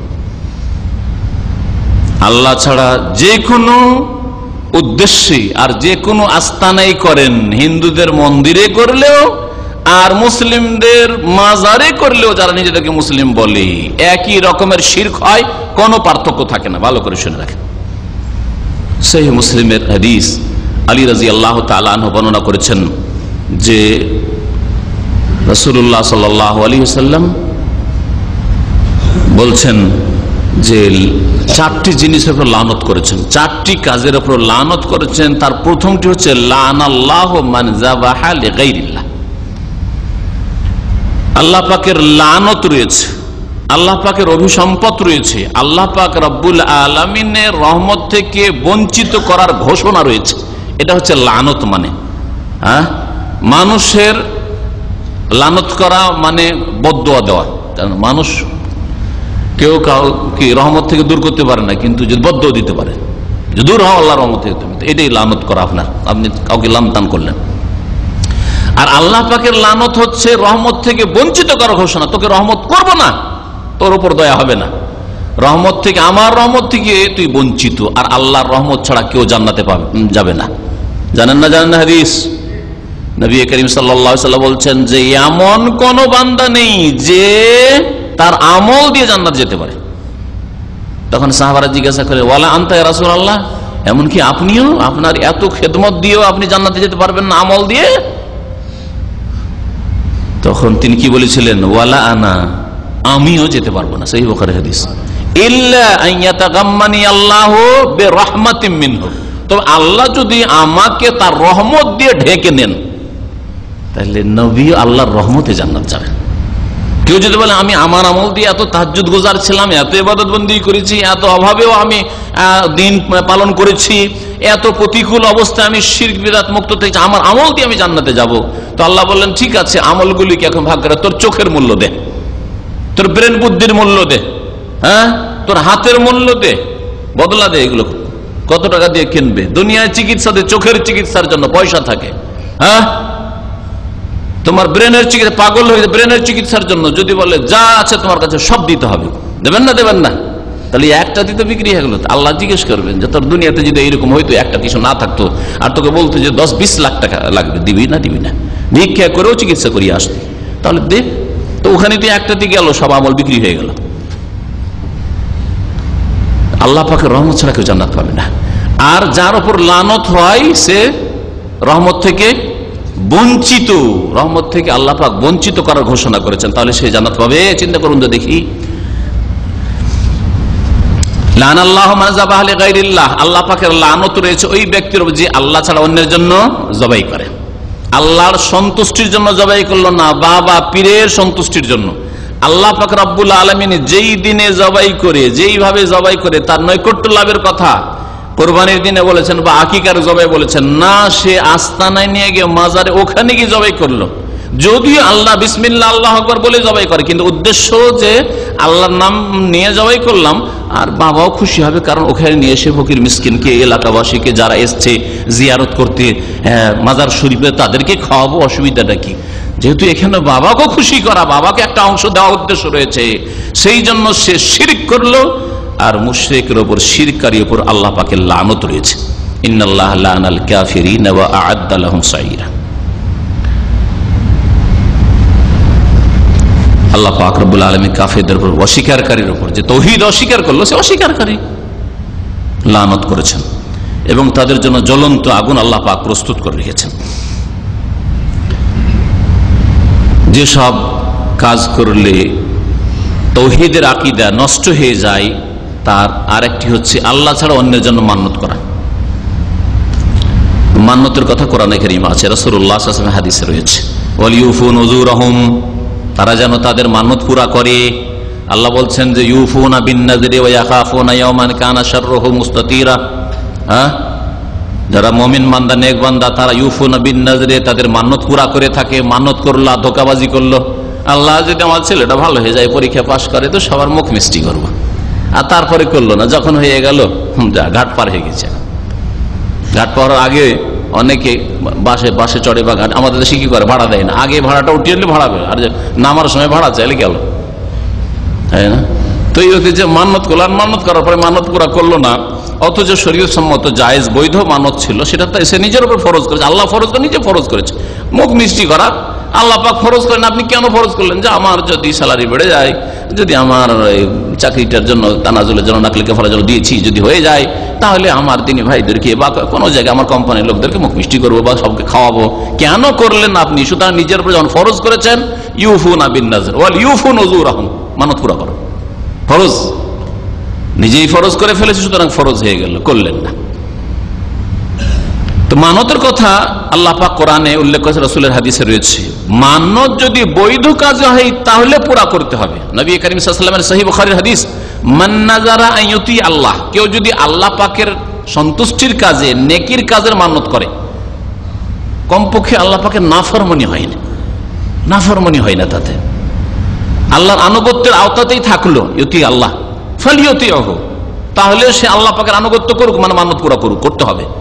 ওমান নাযারা ইয়াসি আল্লাহ, আর কেউ যদি মান্যত করে আল্লাহর নাফরমানি করার, যদি আল্লাহ আমার মনস্কামনা পূরণ করে, যেমন বড় বড় পয়সাওয়ালা নেতারা, অনেকে এইরকম আমাদের দেশের যারা বিলীন, তারা করে থাকে, এই আমার এই কাজটা হয়ে গেলে বা ইলেকশনে পাশ করলে আমার দলের লোকদেরকে বা আমার এলাকার ক্যাডারদেরকে, হ্যাঁ কমরেডদেরকে, নেতাদেরকে মদ খাওয়াবো, চলবে? চলবে না। মদ খাওয়া বড় অপরাধ না শিরক করা বড় অপরাধ? আপনার এক বাক্যে বললেন যে মদ খাওয়ার কথা যদি মান্যত করে যে আমার এই কাজটা যদি হয়ে যায় তাহলে মদ খাবো, তাতে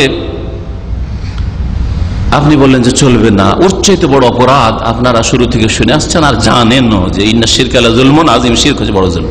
কেউ যদি মান্যত করে আল্লাহ যদি আমার মনের আশা পূরণ হয়ে যায় তাহলে আমি শাহজালাল বাবার দরগাহে গিয়ে একটা মোরগ জবাই করবো, একটা 8 গিয়ে একটা খাসি দিয়ে আসবো, আরো পয়সা আল্লাহ ভারতে আজমিরে খাজা বাবার দরগাহে গিয়ে একটা গরু জবাই করে আসবো ভারতে গিয়ে।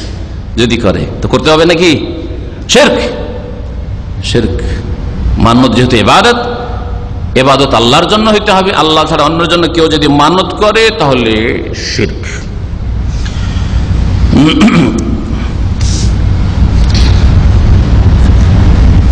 ভাইরাল সময় যথেষ্ট হয়ে গেছে, সুতরাং শেষ করে দিচ্ছি। যাতে তাওহীদ নষ্ট হয়, আল্লাহ ছাড়া অন্যের কাছে দোয়া করা, অন্যের কাছে সাহায্য কামনা করা, অন্যের আশ্রয় গ্রহণ করা। কোন জায়গায় মাঠে নামলেন, ভয় লাগছে, এলাকার জিন বাবা তুমি রক্ষা করিও। হ্যাঁ বাবা গো, আমি তোমার মুরিদ হয়েছি, তুমি রক্ষা করিও। ওই মাঠে ঘাটে আছি, বালা রাস্তা দিয়ে হাঁটছি, বালা মুসিবত থেকে বাঁচাইও তুমি বাবা। হ্যাঁ, আল্লাহ ছাড়া অন্যের আশ্রয় গ্রহণ করা, অন্যের কাছে সাহায্য চাওয়া, এই সবগুলি শিরক, যাতে ঈমান আমল নষ্ট হয়ে যায়।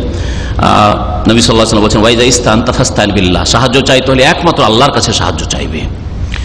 ওয়াইজা সাআলতা ফাসআলিল্লাহ, কোনো কিছু যদি চাইতে হয়, যাচ্চা করতে আল্লাহর কাছেই চাইবে, ফাসআলিল্লাহ। এইরকমই তাওহীদ নষ্ট করে, সহিহ আকীদা ধ্বংস হয়ে যায় যদি ওলি আউলিয়া সম্পর্কে, নেক লোকদের সম্পর্কে অতিরঞ্জন বাড়াবাড়ি করেন। আরে ভাই আমার সাথে মহব্বত আছে, ঠিক আছে না, দিনের খাতিরে মহব্বত আছে আমার সাথে, দুনিয়ার খাতিরে নেই, মহব্বত আছে, আপন জায়গায় সালাম দোয়া, দেখা সাক্ষাতের সুযোগ আছে, একটু সালাম দোয়া করে নিয়ে হয়ে গেল, কিন্তু সালামটা করার পর এটা অতিরঞ্জন বাড়াবাড়ি করলেন আপনি। একদিন এক ভাই আমার সাথে সালাম, আমার নাম শুনেছে, দূর থেকে কাছে শুনেছে, আর সাধারণ একবার অশিক্ষিত মানুষ, গাড়ি ধুইছে বেচারা, তো এখানে গিয়ে আরেকজন বলছে যে চেনো শেখ মতিউর রহমান, আমার বক্তব্য অডিওতে শুনেছে, যারা দেখে, আর পায়ে সালাম বলছে। আরে নাম ধরে নিচে ওরা হাত, কি করলে তুমি? কিন্তু আমাদের সেই পীরেরা মাশাআল্লাহ খুশির শেষ নাই। আরে কত আমার ভক্ত পায়ে চুমা দেয়, পাঁচাটে, খুব খুশি। এরা হলো ফেরাউন তাগুত। ফেরাউন নিজেকে রব বলে খুশি হতো, এদের পায়ে কেউ ঝুঁকলে চাটলে দাঁড়িয়ে গেছে, বসছে না, যতক্ষণ বসতে না বলবে এতে খুশি, আমরা খুশি না। শেখ ইবনে বাজ রহমতুল্লাহ আলাই বলতেন যে আল্লামা ইহসানুল্লাহ জাহির রহমতুল্লাহ আলাইহি পাকিস্তানের বড় একজন আলেম ছিলেন, মদিনা থেকে পাশ করে গেছেন, বড় বক্তা ছিলেন, বাগ্মী বক্তা ছিলেন, যে তার সাথে অন্ধ মানুষ, তারপরে সে আমার সাথে মুসাফা করলে আমি খুশি হই। কেন বলছে যে সে সোজা মুসাফা, সালাম আলাইকুম। আর অনেকে আমার কাছে আছে, সালাম আলাইকুম হুজুর, সালাম আলাইকুম, পছন্দ করতেন না। যারা তাওহীদের আলেম হবে তারা কখনো আপনার এই খুজু আর একেবারে এইরকম হয়ে যাওয়া যেন আপনি আল্লাহর সামনে দাঁড়িয়ে আছেন, কখন এটা পছন্দ করবে না, কারণ এটা শিরকের লক্ষণ। অতিরঞ্জন, এই অতিরঞ্জন শিরক পর্যন্ত পৌঁছায়। জীবিত অবস্থায় না পৌঁছালে মরে গেলে কবরটাকে পাকা করে পূজা করা শুরু করে দেবেন। আর এইভাবেই কবর মাজার পূজা শুরু হয়েছে, এইভাবেই কবর মাজার শুরু করা হয়েছে। এইরকমই কবর পাকা করা, এগুলি শিরক পর্যন্ত পৌঁছার কারণ। হ্যাঁ, কবরে তওয়াফ করা যাতে আকীদা নষ্ট হয়ে যায়, জাদুকরদের কাছে যাওয়া বা গণকের কাছে যাওয়া, জ্যোতিষীর কাছে যাওয়া ভবিষ্যৎ জানার জন্য, বা অতীতে কিছু হয়েছে কিন্তু জানার প্রয়োজন হয়েছে জানার জন্য, এগুলি সব ইসলামকে নষ্ট করে দেয়, আর সহিহ আকীদা নষ্ট করে দেয়, মুমিনের সমস্ত আমল বরবাদ করে। এইরকমই কোনো কিছুকে কুলক্ষণ মনে করা। এই মাসে বিবাহ দেওয়া যাবে না, রবিবারে বিয়ে দিলে ঠিক হবে না, শনিবারে বিয়ে দিলে শনির অভিশাপ লাগবে, তো হিন্দুদের কথা। হ্যাঁ, কার্তিক মাসের বিয়ে ঠিক হবে না, অমুক মাসের অমুক সময় এটা ঠিক হবে না, রাতে কাউকে ভিক্ষা দেওয়া ঠিক হবে না, রাতে ধার দেওয়া যাবে না, রাতে বাড়ি থেকে সামান ট্রান্সফার করছে, সামান নিয়ে আরেক বাড়িতে, নতুন বাড়িতে রাতে চলবে না, দিনে খবরদার নিয়ে যাবে না, শিরক। এসব আমাদের দেশের মহিলাদের মধ্যে ব্যাপক হারে ছড়িয়ে আছে, ব্যাপক হারে ছড়িয়ে আছে। রাত্রে বাড়ি থেকে বের করলে, এমনকি রাত্রে ভিক্ষা দিল, সব বেরিয়ে চলে যাবে, বরকত বেরিয়ে চলে যাবে। শিরকি আকীদা, বরকতের মালিক আল্লাহ পাক যিনি মোবারক। যাই হোক, আলোচনা লম্বা করলাম, কিন্তু আপনাদের মনোযোগটাও তো ভালোই দেখলাম, তো গাফিলতি দেখি না, একটাও লোক ঝিমান না, তো আলহামদুলিল্লাহ। আর জাযাকুমুল্লাহু খায়র, আল্লাহ পাক আপনাদেরকে উত্তম প্রতিদান দান করেন, আর আপনাদের এই ইলম শিখার মজলিস আল্লাহ পাক যেন কবুল করেন। আল্লাহ আমাকে মাফ করে দেন, আপনাদেরকে মাফ করে দেন, এবং আমাদের সকলকে আল্লাহ পাক জান্নাতুল ফিরদৌস দান করেন। আল্লাহ পাক রব্বুল আলামিন নেক আমলের তৌফিক দান করেন, 5 ওয়াক্ত নামাজ পড়ার তৌফিক দান করেন, আকীদা সহিহ শুদ্ধ করার তৌফিক দান করেন, শিরক বিদআত থেকে মুক্ত হওয়ার তৌফিক দান করেন, নবী মুহাম্মদ রাসূলুল্লাহ সাল্লাল্লাহু আলাইহি ওয়াসাল্লাম থেকে প্রত্যেকটি ক্ষেত্রে দলিল গ্রহণ করার, দলিল ভিত্তিক আমল করার আল্লাহ পাক যেন আমাদেরকে তৌফিক দান করেন। সুবহান রাব্বিকা রাব্বিল ইজ্জাতি আম্মা ইয়াসিফুন ওয়া সালামুন আলাল মুরসালিন ওয়ালহামদুলিল্লাহি রাব্বিল আলামিন। ডাক্তার বালা পড়তে বললে সেটা শিরক হবে কিনা? বালাতে আছেটা কি? যদি বলে এতে এমন কোন ধাতু আছে, মেটাল আছে, যেটা রগের সাথে, শিরা উপশিরার সাথে বা রক্তের সাথে সম্পর্কিত হইলে এতে কিছু হইতে পারে, তাও যদি বিশেষজ্ঞ বলে, অভিজ্ঞ ব্যক্তি বলে, তাহলে, না হলে এগুলো ফলস কথা, মিথ্যা কথা, তাহলে সেটাও শিরকের অন্তর্ভুক্ত হবে। জি, এই জন্য এগুলো থেকে বেঁচে থাকে।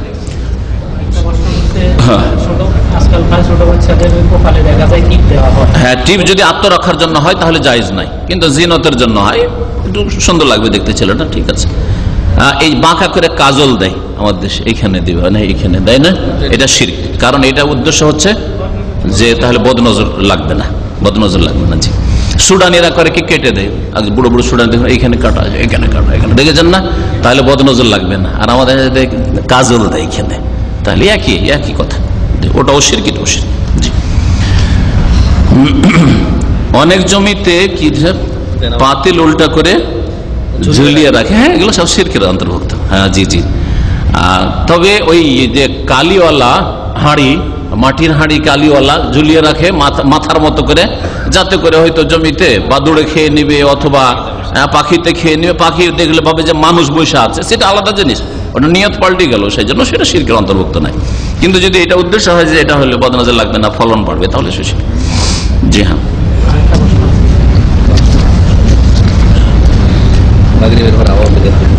মাগরিবের নামাজের পরে 6 রাকাত আওয়াবিনের নামাজ।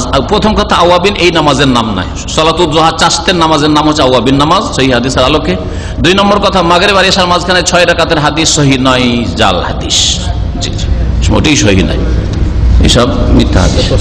প্রতিদিন ফজরের নামাজ সূর্য ওঠার পরে পড়লে, প্রতিদিন ফজর নামাজ সূর্য ওঠার পরে পড়লে কবুল হবে না। ইমাম ইবনে তাইমিয়া রাহমাতুল্লাহ বলেছেন, ফজর কেন, যে কোনো নামাজ অক্ত পার করে দেওয়ার পরে স্বেচ্ছায় ঘুম না, যে ঘুমিয়েছিলেন অনিচ্ছাকৃত, আর ভুলেও যাননি, তৃতীয় কোন অবস্থা, হাট বাজারে ব্যস্ত ছিলেন, হিসাব নিকাশে ব্যস্ত ছিলেন, আর রক্ত পার হয়ে আসরের নামাজ মাগরিব পরে পড়ছেন, কবুল হবে না, ওই নামাজ কবুল হবে না, কুফরি করলেন, আল্লাহর কাছে তওবা করে ভালো মুসলমান। আরেকটা কোশ্চেন বলে শেষ দিই। বাংলাদেশের একজন লোক ইমাম মেহেদীর প্রধান সৈনিক দাবি করেছে, সেনাপতি, কমিয়ে 2 ওয়াক্ত করেছে। ইমাম মেহেদীর সৈনিক দাবি করেছে, এরা সব ওই দাজ্জাল। নামাজ কমিয়ে, নবী কারীম সাল্লাল্লাহু আলাইহি ওয়াসাল্লাম বলেছেন, বড় কানা দাজ্জাল আসার আগে 30-এর বেশি দাজ্জাল আসবে। তো যুগে যুগে, যেমন মির্জা গোলাম কাদিয়ানী এক দাজ্জাল ছিল, এই দেওয়ানবাগী এক দাজ্জাল এসছে, সে বলছে যে আমার বিবি, ওর স্ত্রী নাকি নবী সাল্লাল্লাহু আলাইহি ওয়াসাল্লামের মেয়ে ফাতেমা। জি জি, এই মরদুদ, আল্লাহ পাক রব্বুল আলামিন তাকে দুনিয়াতে লাঞ্ছিত করুক, বলুন আল্লাহ পাক রব্বুল আলামিন দুনিয়াতে জাতিকে দেখিয়ে দিক যে এরা তাগুত ফেরাউন সমাজের। জি হ্যাঁ, কি হচ্ছে জুবাইলে কি লিখেছে, কি লিখেছেন? সবাই বলে কাবা আল্লাহর ঘর, চুমা দিলে বেদাত হবে। হ্যাঁ হ্যাঁ, তো এটা তো আপনার খেয়াল খুশি ইবাদত হলো, কাবা আল্লাহর ঘর তো চুমা দিলে, আল্লাহর ঘরে চুমা দিতে বলা হয়নি, শুধু একটা জায়গায় চুমা দেন। হ্যাঁ, এই জন্য তো বিদাত হবে, শিরক বলিনি, বিদাত বলি, সেই জন্য যেমন বিদাতি কাজ করলেন, আল্লাহ থেকেই বরকত চান, কিন্তু আপনি যেই জায়গায় চুমা দিলেন সেখানে নবী দেননি, সুতরাং বিদাত, নতুন কাজ করলেন, নবীর তরিকায় থাকলেন না, আপনি বিদাতি কাজ করলেন। জি,